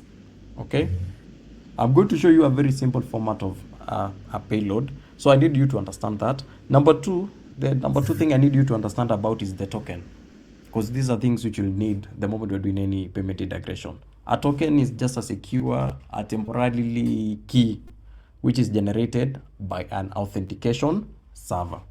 Okay, I'm going also to show you that very simple in bank integration. And the third thing I need you to understand is the callback. Callback is just the result. Okay, the executable part of the code or an executable function which is passed as an argument to other function. Okay, then we have the webhook, which Sospita had mentioned. A webhook is just is a notification mechanism that uses HTTP post request to send real-time data, from a source application to a destination application whenever a specific event occurs. Okay, so after now you know this, I need now to take you to bank integration. And in bank integration, I'm going to take you to KCB Bank. So if you need to access the interface you're seeing on your screen, just visit sandbox.buni.kcbgroup.com. Then you navigate to APIs. KCB so far got around 6 APIs. The very first API is an API called Fund Transfer API Service. This is the most recent API which they have come up with. So this Fund Transfer API service is a money move API. It is used to move money from one account to another. Number 2, we have the instant payment notification, the IPN API. This IPN API is just like the same way we are talking of that query notification from M-Pesa Daraja. So this one just shows notification. You know, you can look for a notification, or it can show you a notification. We have number 3, the M-Pesa Express API. This now access the Daraja API. You send us an STK push, client enters a PIN, then the money settles in your KCB account. And this, you know, the settlement period of this is real time. That second. We have number 4, we have the query code transaction status API. So this query code transaction API, transaction status API, shows you the status of a transaction. Okay, you can look for a certain transaction in a database and be able to know the status of that transaction. Number 5, we have another API called Query Transaction Details API. Now this Query Transaction Detail API works together with the Transaction Status API. This API here, you can know the status of a certain query, and this one you can see details of a certain transaction. Okay, hope you guys are understanding. And the last one, we have a vending gateway API. Vending gateway API is just like, you know, an online shop. Okay, this one is mostly used in paying these virtual bills, like of the electronic airtimes and others. Okay, so that's the vending gateway API. All these APIs, they are different and they got different purpose and function. So it depends on what you want to do. What kind of functionality do you want to achieve at the end of the day? That is what determines the kind of API you are going to use. Okay. Personally, I'm going to take you through M-Pesa Express API, and also I'll take you through Instant Payment Notification API. You know, the rest you'll be able to now. Like if I take you through M-Pesa Express API, it is easy for you to understand how to use Instant Payment Notification API and the rest of APIs. Okay, so this is what I'm going to take you through. Here, a client will be able just to enter a PIN, to be prompted, enter PIN, and that money will be deducted from customer's M-Pesa account and be deposited in the settlement KCB account. So once you open that API, you will get an overview of that API. You'll get the gateway URL here. This is the gateway URL. And now from gateway URL, you'll have some more information about the API here. You can try out from here. You can add comments from here. We have the documents. If you go to documentation, here, KCB got a very structured documentation. So if you want to use the API in Postman collection, you can just select the Postman collection and be able to download. If you want to use it in, you know, in a live environment, or you want to go live, you can select this one and download. As well as if you need the whole documentation, you can also download it from here. Let me download one for you to be able to see. So if I click on this and click on download, I guess it should be downloading. I don't know.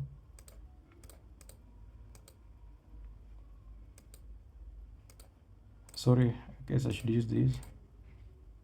I don't know why it's not downloading. Let me refresh. It should be downloading once you click on any documentation type.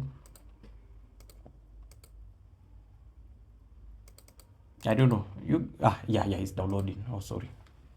It's my bad. I've downloaded a lot of them. So if you download one, you'll have something like this. Now this is the KCB M-Pesa SDK push API specification document. It's very well outlined and very clear. To a beginner, you'll be able to understand. Okay, now let me show you now the so-called the payloads, the token, and now the callback.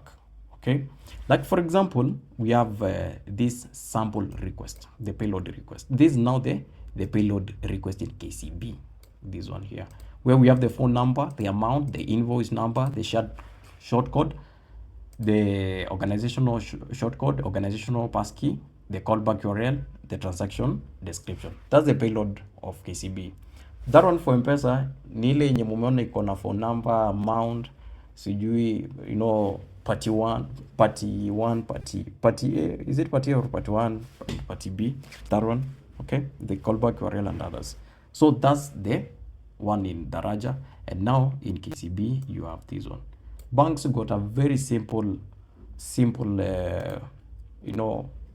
payload request compared to that one for M-Pesa. I guess M-Pesa is a bit complicated, just a bit, not that much, but a bit. So that's the payload. The other thing from payload I can show you is the callback. Okay, the callback. Now this is a callback. Okay, I remember, so Peter has shown you a callback in Webhook. Okay, now this is an example of a callback in KCB. This is the callback which KCB you'll get from KCB. It will show you the merchant request ID, the checkout request ID, the result code, the result description, and now the callback data, which it will show you amount, the name, okay, the balance, and also not the balance. It will show you the name, that is the M-Pesa receipt number, okay, and also it will show you the transaction details, that is the transaction date, the phone number which was used as well. Okay, and that is the callback. Okay, other one about token I'm going now to show you. So I need to do a very simple thing here with you. I need to test this API with you. Okay, the first thing, you go to your Postman. So Postman is what you use to test APIs. So I'm going just to add a collection from here. I'm just going to add a collection. So I guess my screen is very visible. So you can go with me if you need to try it out, or first watch, then you do, because I guess it will be easy. I can create a collection here, and I can call it KCB Test Bootcamp. Okay, then after I've created that, I'm going to access it from my sidebar here. So I'm going to navigate to KCB Test Bootcamp here, and I'm going to add a request. So the request I'm going to add a post request, cause let me show you. I'm going to add a post request here, cause let me show you something. There's something I need to show you. Let me come back here. I go to tryout 10. You see, the M-Pesa checkout request is post. So there is a difference between post and get. Okay, post you add something. It's like you are trying to insert something into a server. Get you're getting something from a server. If you guys have studied about their code, what I'm forgetting the name. We have the post, get, delete. We have called HTTP methods. Are they called HTTP methods? You can call them HTTP methods or HTTP verbs. The verbs. The verbs is the word I was looking for. They are called HTTP verbs. Yeah, they are very many. We have the post, the get, the delete. Also, let me show you. I guess we have them here. The post, the delete, the put, the patch, add, and options. Those are the HTTP verbs. Okay, so I'm going to use a post, and first I'm going to call this token generation. First, we'll have to be able to generate a token. So we'll use this as token token generation. Okay, then I'm going to save it. So for token generation, we have a URL. You know, every API provides a URL for token generation. You see, like our case here, we have the token authentication, and this is the URL for token authentication. So I can just copy this. I can copy this one, and I post it here. Okay, so once I post it here, I can go to authorization, and here in authorization, whatever we'll be using, we can use the basic auth. Okay, so here the username will be our consumer, you know, our consumer key, and also this one, the password will be our consumer secret. Okay, and this is how you get them under the portal. So go back to the portal. You just need the consumer key. So I'll have to log in. I'm sorry. Let me just log in. Just a minute. I log in. This is, I guess, this is a live. Yes, this one.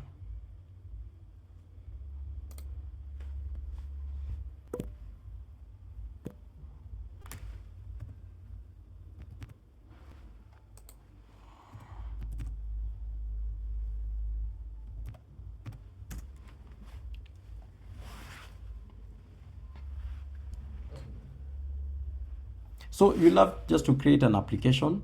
Once you create an application from here, you'll be able to add once you create an application from here, you'll be able to add some, you know, the API of your choice. Like for example, we have this API, this application which is called My Name. So let me open it, and you can access the key. Like for example, if I go to subscription, you can see I have M-Pesa Express API subscription, this one. So if I navigate to it, inanileta tu hapa. So I'll just show you how to access the keys from subscriptions. From subscription, I guess I can use this default application here. I can use the Sandbox keys here, and I'm able now to get the consumer key and the consumer secret. So my consumer key will be my username. I'm going to copy and paste it here, and my consumer secret, where we here, my consumer secret, I'm going to paste it under my password. So that's my password. Then I'm going to save. Okay, and once I save, I can try to send a request and see. So you see, I've sent a request, and now I have the access token. Okay, the scope and the token type. Like this is my access token. So let me copy it because we'll need it.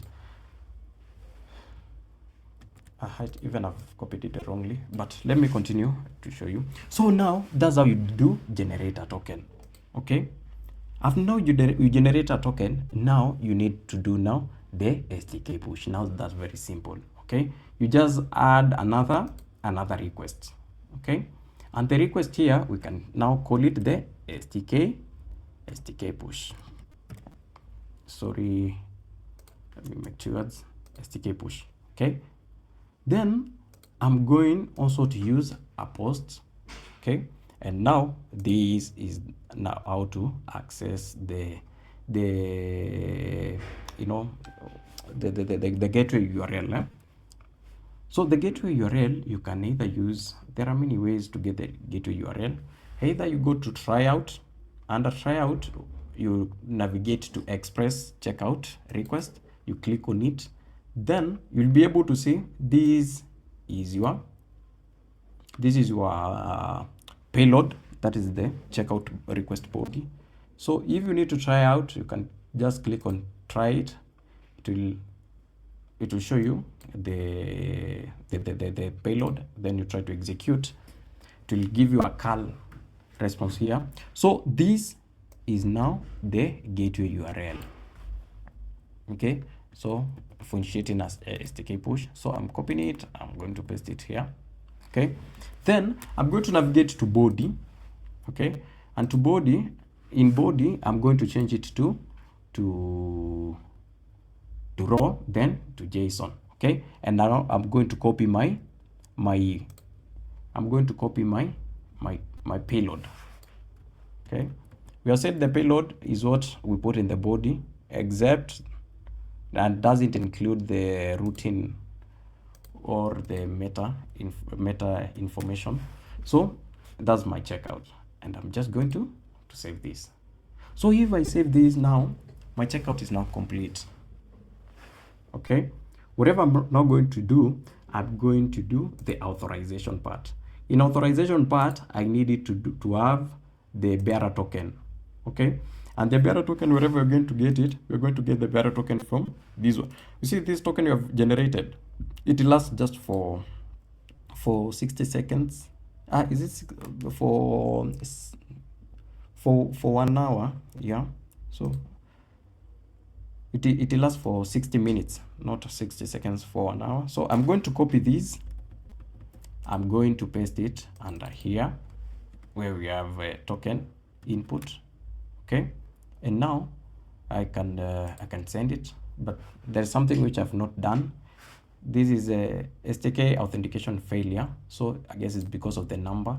So I guess I can use a random number from someone just to unmute and tell me their number.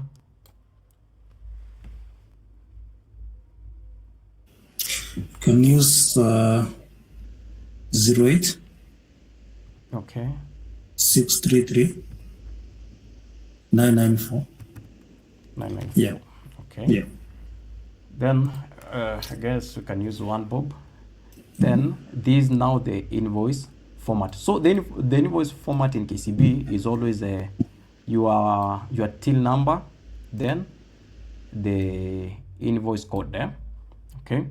Then shared short code true is because we are using the 522533 shared short code.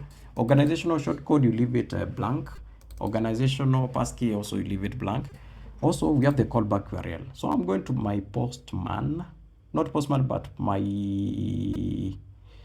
webbook, and I'm going to copy this link here, and then I'll copy back here and then paste. Okay, then I'll be able now to save this and now try to send this SDK. It just said SDK authentication failed. I don't know why. Let me go back to token generation, because it's generating our token. Okay, our token is okay. I guess this is the issue here.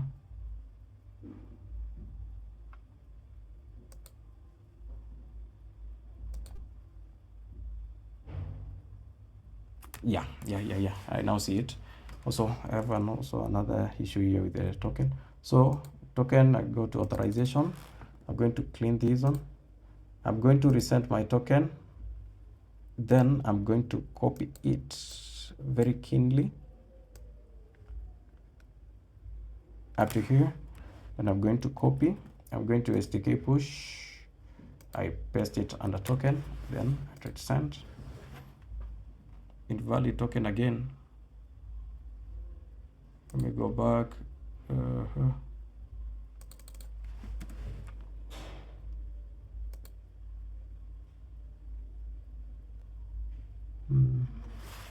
Let me copy again my token generation from here. That is for SDK push. So for token generation, I have to get it from here. From where's this one? I guess I have to copy it a bit clearly.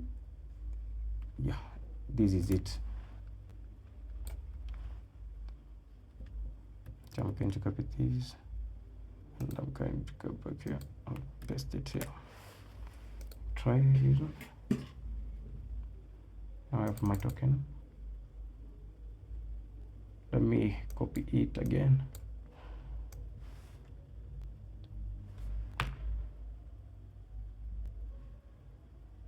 It's very long, so I'm going to copy this, go to STK push, clear these, paste this on here, then try to send again. Again, my token is failing. Something else, could you go to the headers? Okay. Let's see whether there is. You are using Safaricom SDK push. Yeah. I guess this is the issue. Sorry, I should be using this one for KCB. Sorry. Let me copy it from here. Sorry. I should be very careful. This is the one for KCB. This one. Sorry for that. I should be a bit careful. I guess it's because they autofill in from my input field here. STK authentication failed. I have a question. Go to the body. Do you have to specify the organization, the org shortcode? No, you don't have it's to. optional. Yeah, Okay. it's optional, yeah. And the passkey? The passkey the same way. It's optional. Whatever you have to check on is the invoice number. The invoice number. So here you use your till number, then the invoice, the invoice format or the invoice code. All right. So let me see where I'm going wrong. I guess I'm going wrong somewhere. I don't know where the STK authentication failed. Let me see. I have a live credential here. Let me see. This is live, so this API. Okay. It's okay. I don't know where the issue is. Which API we are using UAT to send? Using which API were you using to generate tokens? UAT. No. Then is the token being generated? Yeah. It's generated. It's being generated. I don't know where the issue is. Where is the token? Like from the postman? Let me show you. This is it. Okay. Then on your sticky push. My sticky push is here. The same UAT. Authorization and authorization yani. Oh, authorization. This is a token. You're inputting your token here. You copied. Yeah. Because that's an error with authentication. Okay, anyway, go to body. Okay, there's no issue there.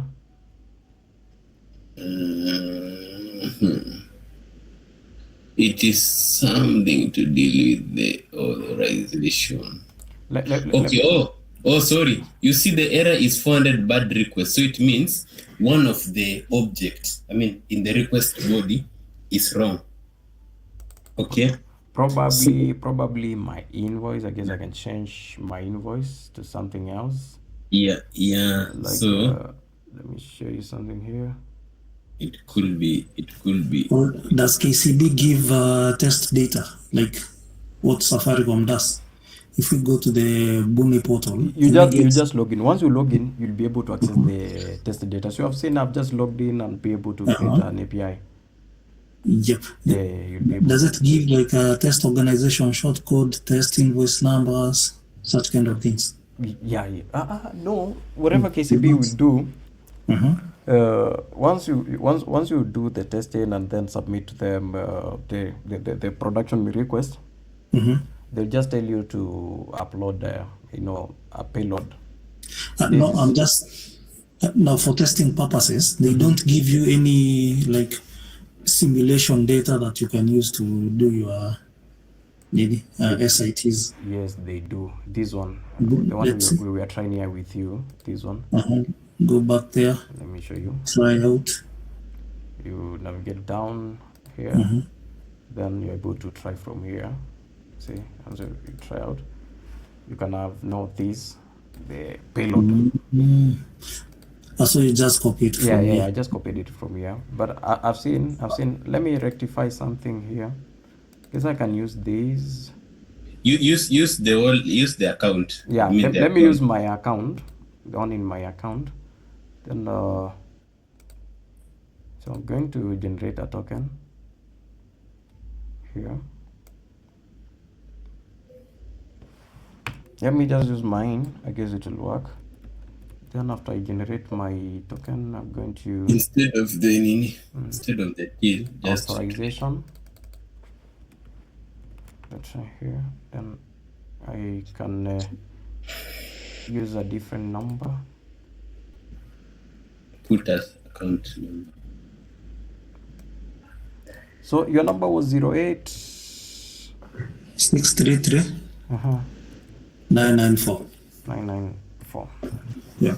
Okay, let me try this one. You see, I guess there's an issue with them. No. You see where there is an invoice number. Just put an account number. Try to, because of late they have changed things. Copy that account number and confirm if it works. Let me use even mine. Yeah. Just put your without the invoice and see what error you're getting, because the description is different. I mean, response is different from the error code. So you wonder how they document the APIs. Let me use even mine 7. So speaker, just to understand what you are suggesting, now on line number 4, are you saying that do you want us to change the value or the key? The whole value, like instead of putting account, I mean till and hyphen invoice, just put the whole account, your bank account. Okay. Remember, with this bank account will not work, so Peter. It will not.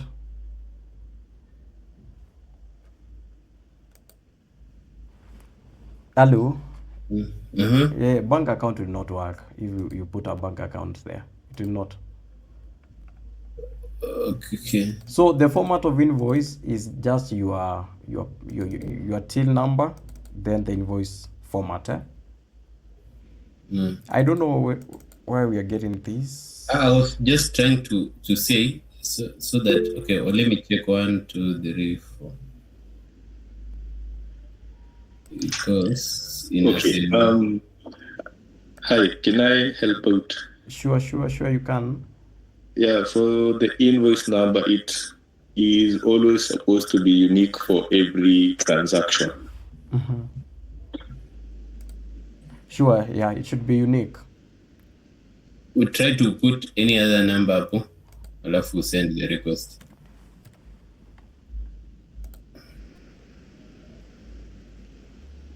Missing credentials, invalid credentials. Make sure your API location. Okay. I guess I've opened a lot of. Let me save these ones and close them. They are saying API key. Let me just sort it out. Save. I guess we're good. Use the token generation. Even not that one. We should be using this one. And this. So there we go. Missing credentials. Make sure your API invocation call header API key. Authorization. Let me redo the token here. It should be.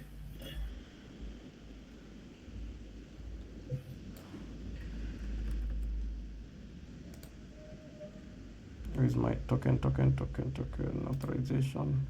Okay, yeah, this was blank. Now send. You see? Now change the invoice number to the they will not tell you that. Yeah, they will. You see, the SDK authentication failure. So that means our gateway is not able to access the Safaricom SDK push. That is the M-Pesa server. That's the reason we're getting an SDK authentication failure. So it's not able to authenticate. The Safaricom server is not able to authenticate these. I guess you understand, Suspita. So, and don't know where the issue is. You see, of late they've been changing a lot of things. You don't know, you don't even know, because your payload is correct. Yeah, the payload is correct. The URLs are correct. Your token is correct. So unless now you play around with it, I don't know. Let me try this live. Yeah, try with the live. You see. Yeah. See, if we get the same issue, that means it's KCB with an issue. But I believe the live will work. Sometimes these sandboxes, they do updates, but they don't update maybe the documentation.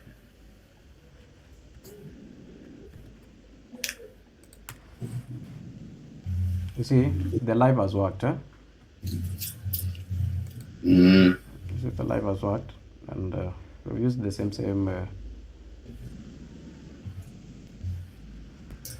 So I have SDK push from my end. So I guess I can prompt someone for you to be able to see, but don't proceed because this is a live account. So let me copy this one for this number for. You can also replace the callback so that you can show us what. Yeah. It's okay. The person responded. Okay.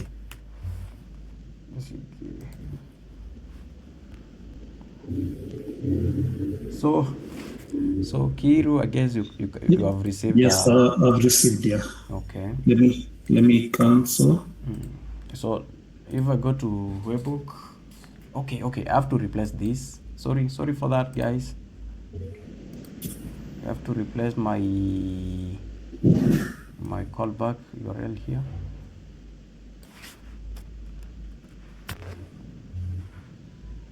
So let me try again. So up to you. Cancelled. Already we have a callback here with us. So now this is what we call a callback. Okay. This is now the SDK callback from KCB. Now this is from the server. This is not a JavaScript callback, the front end one. This is from the server.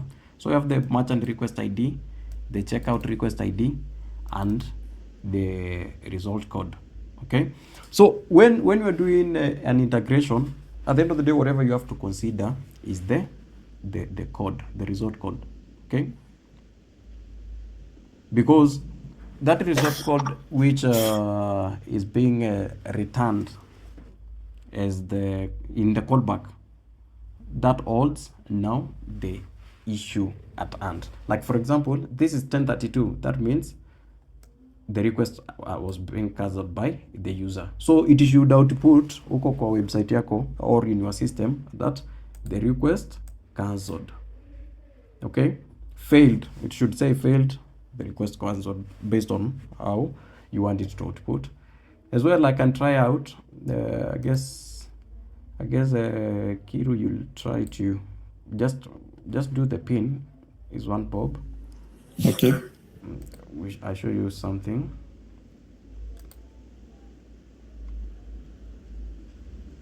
Okay. Here we go. So you see, this is now the callback. It got the merchant request ID and the checkout. Then the result code is 0. Okay. The service request is processed successfully. You guys remember the so-called booleans, that is zeros and one. Not 0 and a boolean is true or false. That is 0 for true, 1 for false. Okay, or 0 for on, and 1 for off. Okay, the status code the result code is 0. So that means the payment has gone successfully. And now this is the so-called now the callback metadata. The amount is 1 bob. M-Pesa receipt number is here. It cannot show the balance. Then the transaction date. This is now the timestamp, and then the phone number. Okay. So if not Anthony but Kiru was doing was placing an order, okay, that order will be able to read the amount which Kiru has paid and the number which he has paid using, and also the time stamp and also the M-Pesa receipt. Okay, also this is what you have to store also in your database. Are we guys okay up to that point?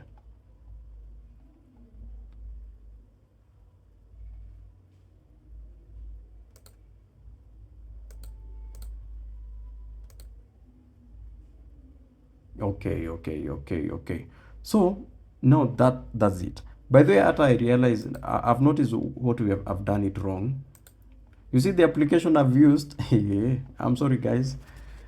So whatever I could have done, so I've used an application which got a live account like this. You know, when you apply for live credentials from KCB, they sent you a link with your account. You just reset password and log in. Like they create an account for you for production. So that is what I've done. Like I've logged into a live account, and whatever I've tried now, I'm trying to call a live account on Sandbox. I don't know whether you guys are relating. That's the issue. So whatever I could have done, I could have logged in using my test account credentials, which let me see whether I can get them, whether I saved them here. This is live. This is live again. I guess I cannot recall them, but there is, once you create an account, once you sign up an account, you'll be able, you create an account by yourself, but the ones you are seeing, they are you know, these are live accounts. That's the reason we have seen there is a company application there. So that is a live account for a company I worked with some time ago. So that's the only mistake we have done. That's the reason we were encountering this kind of an error here. Who is it? This kind of an error here. STK authentication failed because my account is, you know, the credentials, these credentials which I've used here, they are from my live account, and I'm trying to use them in Sandbox. That's the reason Safaricom server cannot be able to authenticate this SDK push. So there is a problem with uncheck. So I hope you guys have got it.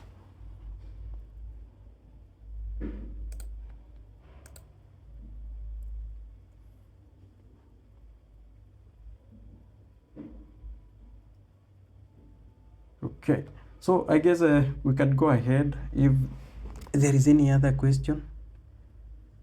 Any question which I should respond to?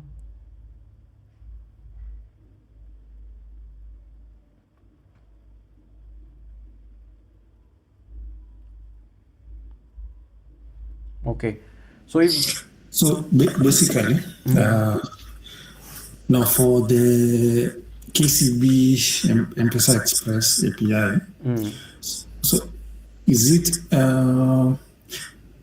mainly used by KCB customers? Like, let's say, for example, I have a business and then I have a KCB account, and I want to enable my customers to pay using the M-Pesa. I want to enable my customers to pay using M-Pesa, but then I want this money to come directly to my KCB account. So what the best solution now for me is, instead of going to integrate with M-Pesa Daraja, I just integrate with the KCB Express. Is that the case? Yeah, but you must have a KCB account. Oh yeah, definitely. Yeah, you must have a KCB account. Then you tell them to open for you a merchant till.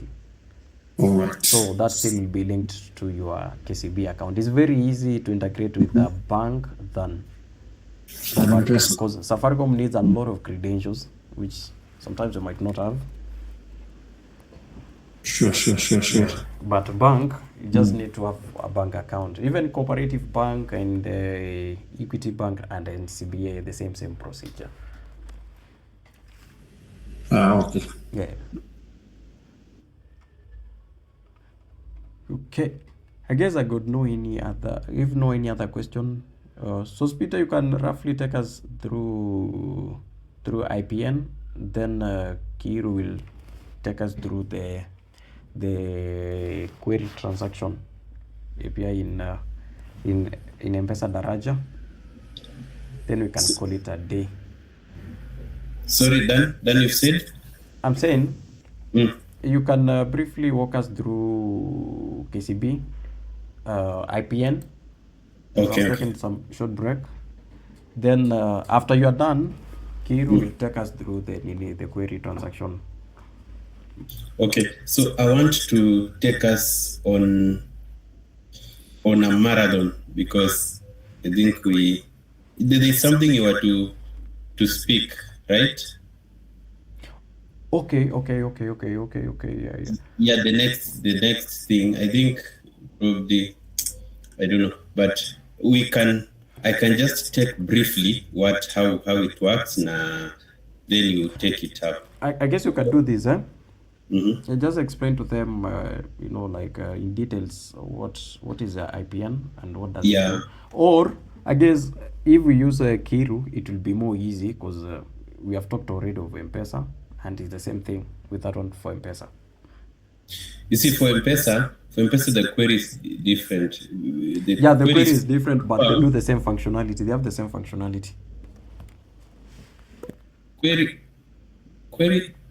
Query is for checking a specific transaction. With IPN is like the C2B on M-Pesa. So okay. Even I've got it. So the one which can work with that one for M-Pesa is this one for query. This query core transaction. I think IPN might be similar to C2B, the M-Pesa C2B, right? Yeah. IPN is the C2B. So let me just share my screen.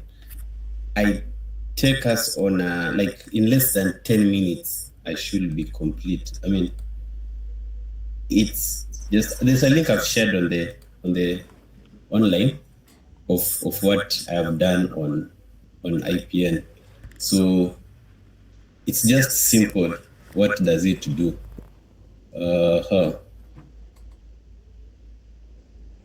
So basically, this is the IPN, Instant Payment Notification API. So basically, this one allows the user to pay you to your account.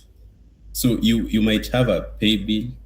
I mean, you might have a bank account, the normal bank account. They can pay through the pay bill, the 522533 or 522522. Then, or they can use your till. If you provided a till by KCB, you can still come on, I have an account here. So you can still get credentials. You can still pay someone to their till, and they're able to they're able to see the transactions and now close the reconciliation. So that is basically what an instant payment notification does. So it's like an offline payment. They can pay you through your STK push, they can pay you through your till, or they can pay direct through your bank account. Even deposits to your account through the bank tellers wanga inakuja hapa. For example, maybe someone can just deposit. I've shared the link there. So someone can just send any amount, then we refresh this and see what it gives us. Okay, so this is basically what IPN does. So it's an API that allows you to view your every transaction that has happened in your bank account or your till or something like that. Okay. Yeah, so up to there is it clear? So what basically you need to understand about this API is that what it requires you to have, I think I've done it here. No.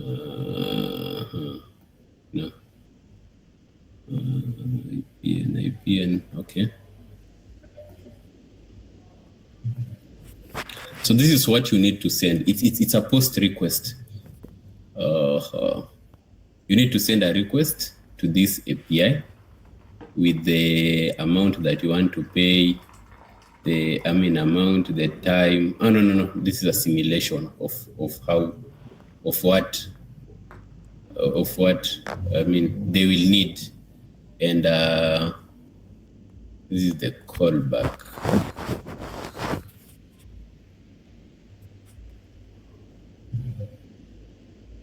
Yeah. So whatever happens to your account, Safaricom, Safaricom, KCB sends you this payload. You see this payload? If you pay to that account I have shared there, if anyone has paid, they can let me know. So if anyone pays to that account or your account, KCB responds back to you with this payload. That is the transaction reference. It's a random generated request ID, randomly generated channel code. Channel code is which channel have you used to pay? It can be direct deposit to the bank. Direct deposit to the bank or mobile money, or you've paid through mobile money, or even electronic transfer or everything. So it will be each channel code each channel has a channel code. So this list of channel code is somewhere in the documentation, KCB. So then the timestamp when the transaction happened, the transaction amount that was paid, currency, the customer reference that is randomly generated, customer name, this is queried based on your account. So KCB has a background check on the bank account, customer mobile number, the number that paid, the balance on your account. I don't know if they don't. I think I've hidden. There's a balance that is given on your payload, and the narration and credit amount identifier. So this is, account identifier, from where the account, the amount came from, organization short code, which short code did they pay to? Kama hakuna, if you paid through the bank, hakuna till number. If you paid through the pay bill ile 522533 itaonyesha hapa, then the till number bado kama iko, if you paid through the till. So that it is as simple as that. So I don't think if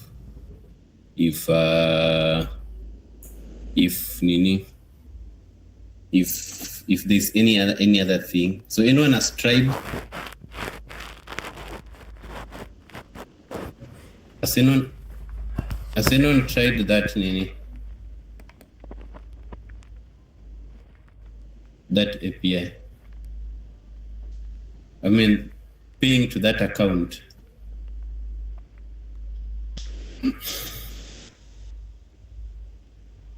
So Peter, let me try. Mkwava. Nikutumia STK. Nitumia STK. I've accessed this URL, but it's only showing the live transactions. So I can't see anywhere where I can initiate the.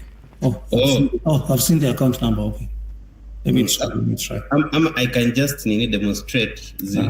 I think 0708. Sorry, number. 08633. 994. 994. How much do you want to pay?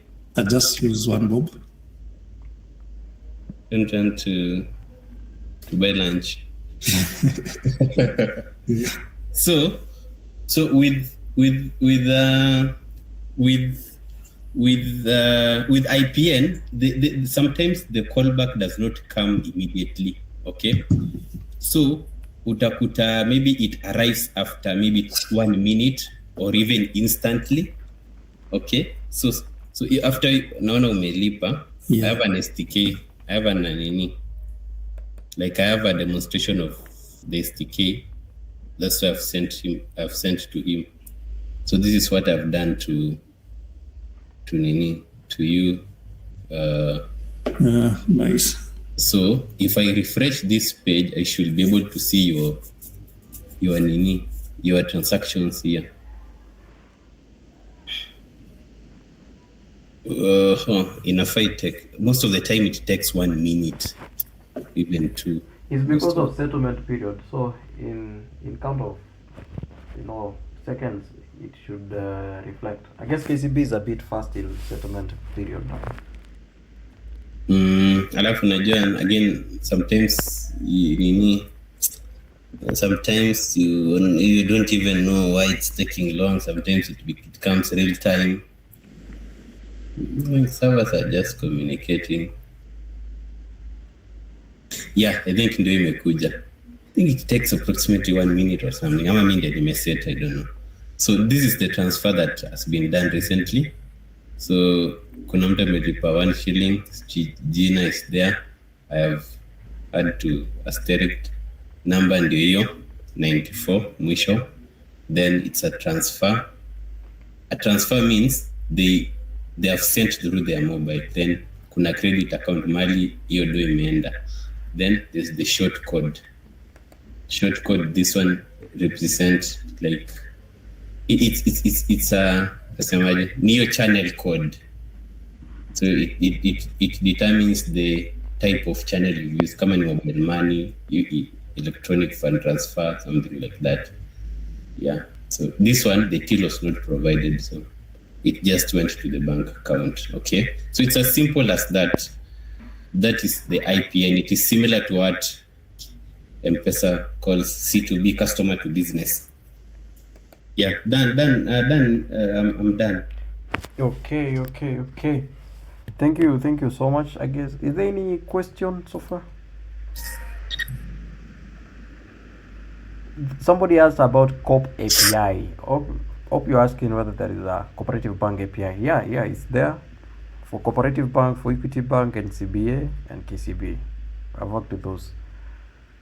But you said it called IPN, meaning instant payment notification. Then why is it taking time to? So this is Kelvin. There is something you call settlement period in banks. So you find that you are paid. Your callback has said you have received the amount from X person, but it has not yet even settled in your account. So once it settles, it reflects. So that's the reason I was saying there is banks with instant payment settlement. Also, there are banks with a very long settlement period. Even others take even 24 hours. I don't know whether there is anybody who has ever tried a cooperative bank MMF. So cooperative bank MMF, those payments are always approved in, I guess, 10 hours, 6 hours. So that's what I'm meaning.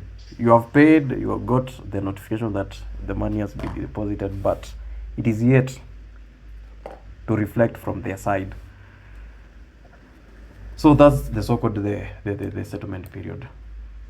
So I guess we can go to Kiku. Yeah. Let me add something on that because it's important.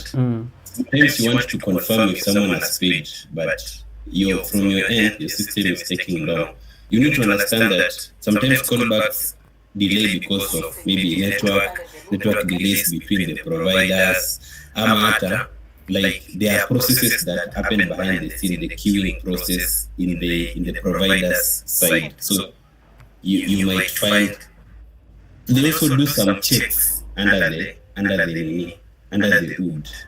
You see the way you go with you want to deposit a check, it doesn't come immediately. Maybe there are some background checks, automated checks they do. So for this specific transaction, it took 1 minute. The other one it takes seconds. The other one it took 3 minutes.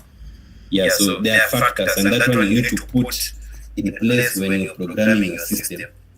Even if you're polling your requests, you need to poll so that you wait for the callback after some time and let people know that okay, it's a delay from my end or something like that.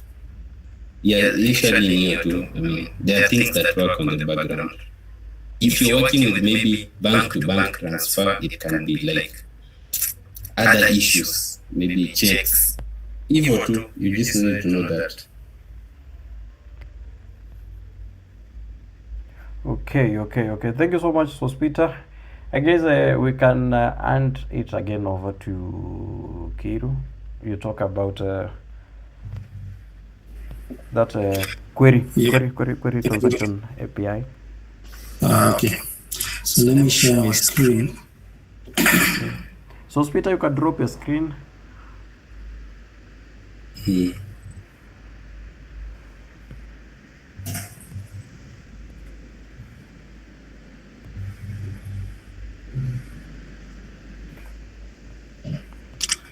Confirm whether my screen is visible. Sure, it is. Oh, perfect. So there's something now that we wanted to talk about. Now, in case you do an M-Pesa checkout transaction, so M-Pesa checkout is also called the M-Pesa Express or Lipa na M-Pesa online payment. Now, you find that at times you might send a transaction, but maybe there's something that Sospita has spoken about, connection problems. So Safaricom will try sending the callback or the final results to your callback URL, but for some reason it may fail to your system might fail to receive that response. So what you can do now in that case is you can build a query status API. So first of all, in your system, if you have a service that handles M-Pesa transactions, you can build a scheduler that checks. So assuming maybe whenever your customer initiates a transaction, you first of all make sure that it is recorded on your DB, and on the DB you can have a transaction table which has the transaction information such as the amount, the phone number of the customer, and of course the party A and party B. So party A is of course the phone number of the customer, party B is the organization that is receiving the funds. So you can have those general transaction information, and most importantly, you can have a status column where you can have like 3 possible statuses. The first one is pending, that's the default status, and then you can have 2 other statuses such as either successful or failed. Now, once you send this transaction to Safaricom, at that point, the transaction is still pending. So you will only mark it as successful or failed when you receive the final response. Now, in this case, if I send a transaction right now, let's say I send an M-Pesa checkout transaction to my number, immediately what Safaricom does, let me generate another access token. Copy this. Authorization.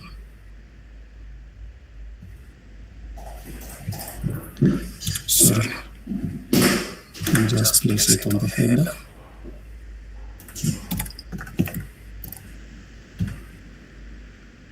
Send. So immediately what Safaricom does is they usually return an acknowledgement. So this response is just to notify you that they have successfully received your payment request. Now, there's something I want you to take note of. That is this field. It's called a checkout request ID. So it is usually unique for every request that you send. Now, in case you fail to get the callback, what you do is you take this checkout request ID. So what I would suggest, whenever you receive this acknowledgement, you can update it on your transactions table. So make sure on the transaction table you have a field for storing the checkout request IDs, and of course, if you need the merchant request ID, but it's not mandatory. But I would highly recommend that you update the checkout request ID immediately you receive the acknowledgement. So what then you do after that?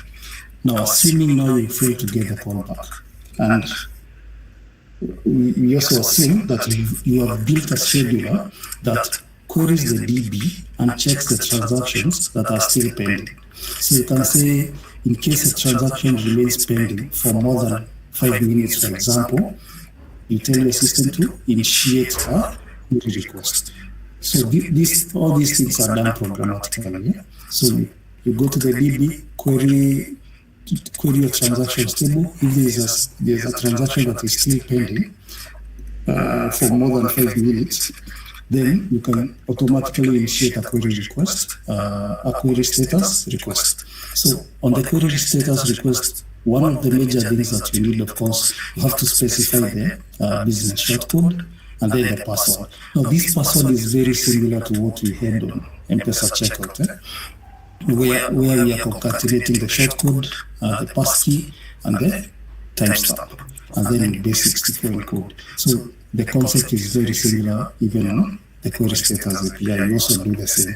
And of course, you specify the timestamp in that format. And now, this is where you specify the exact checkout request ID for the transaction that is pending. Now, assuming for the transaction that I've just initiated, let's say I did receive a callback.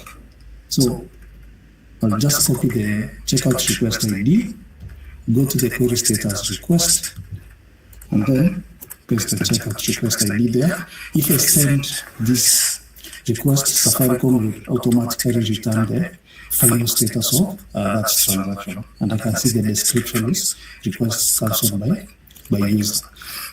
So checkout request, the status API is synchronous. So once you send the request to fetch a transaction status, Safaricom will return to you the final status of that transaction immediately.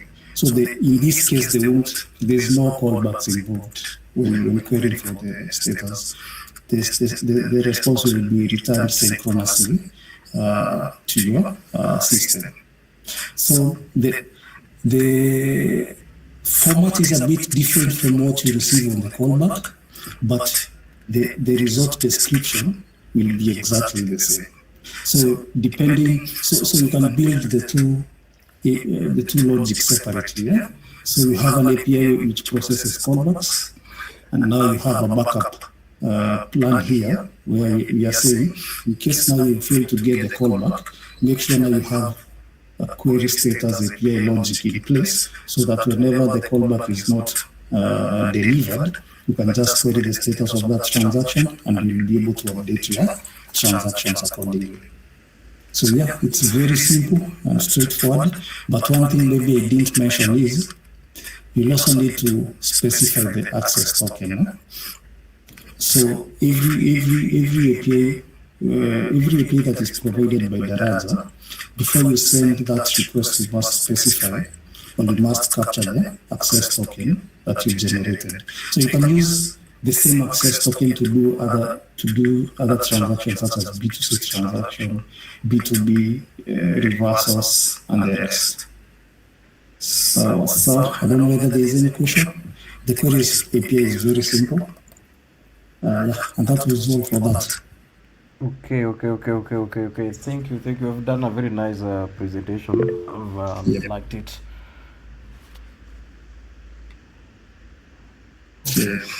Okay.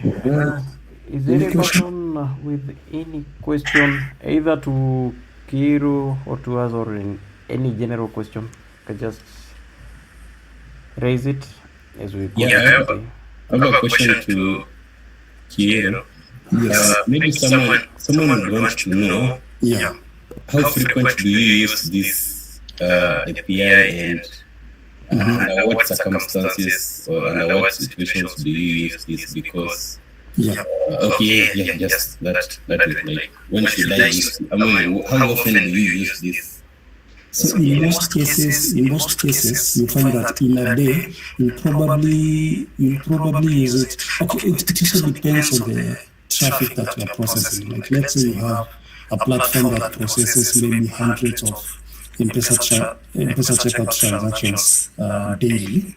So you find that in 24 hours, there will be either 2 or 3 transactions, maybe whereby Safaricom fails to send the callback, and your system will be forced to query the status. So it's not mandatory because you'll find that in most cases, almost 99% of the time, Safaricom will always send the callback. So, but for the query status API, you just use it as a backup plan, such that in case there's any transaction that is pending, you'll be able to instead of leaving it pending there or having to confirm the status manually. Like now, assuming maybe a customer made an order. Let's say you have an e-commerce system. Customer makes an order and then pays. But now, since Safaricom failed to send the callback, you won't be able to fulfill that order because you don't know the final status of the transaction that the customer made. So to avoid cases whereby the customers will have to start calling you every now and then, you can just now have another option whereby in case now this your primary logic, the callback one, doesn't work, you have a backup plan here, the one that we are calling now the query status, which can always query the status of these transactions after a certain period of time, the one that you have set, and it will be able to complete the transaction and you can proceed with further processing. So it is just a nice to have API, but it's actually not entirely mandatory. But it's a very good feature so that you can always make sure that there is no transaction that is pending on your platform at any given point in time. Yeah, so Peter, I don't know whether I've answered all your questions. Yeah. Okay. Thank you so much. Sorry, Sospita. Yeah, I'm saying you can pick up now. Okay. So thank you very much, Kiru, for that information. You're welcome. Yeah. Thank you. So we have another one called Tito Kilonzo here is asking SasaPay versus Daraja API. Does it follow the same procedure? That was my question one. So about SasaPay, I guess is something kind of we have discussed.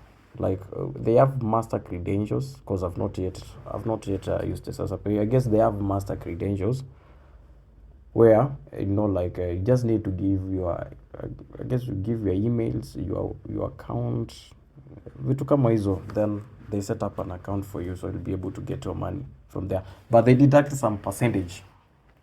I guess they work on commission. So if you do any transaction, there is a percentage they'll get from every transaction. So that is more different from Daraja. So Daraja, you're integrating it directly to Safaricom. You're not using any third party. So I guess I've answered Chito.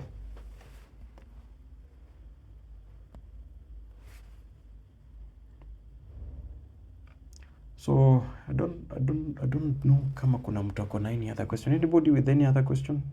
We wrap it up. So okay, so I guess we've been able to cover quite several things. Yeah, we've been able to cover quite a lot of things. Yeah. So we have an upcoming bootcamp for a 7-day bootcamp, which will be able to teach you about payment fundamentals, that is payment integration. So this will be more into depth. Also will be coding with you and showing you how can you integrate, how can you make these functions in your code, and we'll do it in Python and PHP. Okay, so this is a 7-day bootcamp which is coming. So I'll be sharing my LMS from in the group, so you'll be able to subscribe. But this is not free. This will be subscription also. I'll share my LMS there. You'll be able to enroll. Also, there are other courses in that LMS. You'll be able to also enroll if you will find any course of your desire that we can take you through. So this one will be more intensive and more structured. So at the end of the day, we'll be able to integrate any payment method that is from Safaricom to banks. Then we do now the card part. Okay, so I guess so far I got no any other issue. if you guys. Okay, Daniel Mutiti is looking for an attachment in computer science. I guess you just hit me up in my inbox. We'll see what you can do. So guys, thank you very much for joining us, and we are very happy, to host you guys. Thank you for your time. Thank you also for your feedback. Also, once you get into the WhatsApp group, also send your feedback there so that we can see if there is anything we can improve on. You guys go ahead there and share. Also, you can also share chat with me. And follow us on our social medias. You can look for MCM Tech Hub. You can visit our website, mcmtechhub.co.ke. Also, you can look at my handles, Mwasa Junior, Mwasa JNR, in all platforms, and you'll be able to see me there. So thank you very much, guys. I'll be able to share the elements there, so if you'll be interested in joining any course, you'll do it. Also, that bootcamp I'm talking about will be coming on Monday, because I guess I have some students who are already on board. So it will be coming on Monday. So before I sleep, I'll share the link to enroll to the course. So you can enroll. It is not free. Kilonzo is paid, but not expensive. It's very affordable. You'll see the prices once I share. So you'll be able to enroll over the weekend so that we can meet on Monday. So you guys, thank you very much and have a good time and good night. So Peter, you can sign out.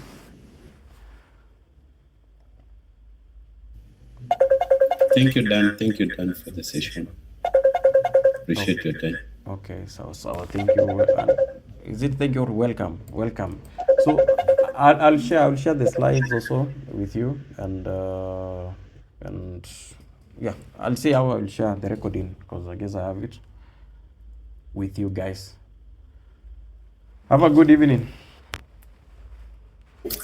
You too. Thank you. So you guys are free to leave. Goodbye, Nicole.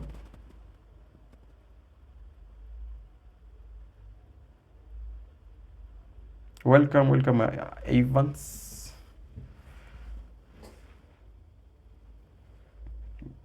Goodbye, Gerard. Goodbye, Charles.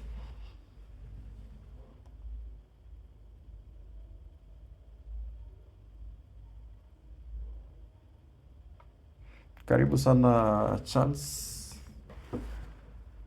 You guys can enroll to the upcoming one. It will be more comprehensive and also more personalized. We'll be able to take you through one by one until you get it, or until you achieve the functionality you need to achieve.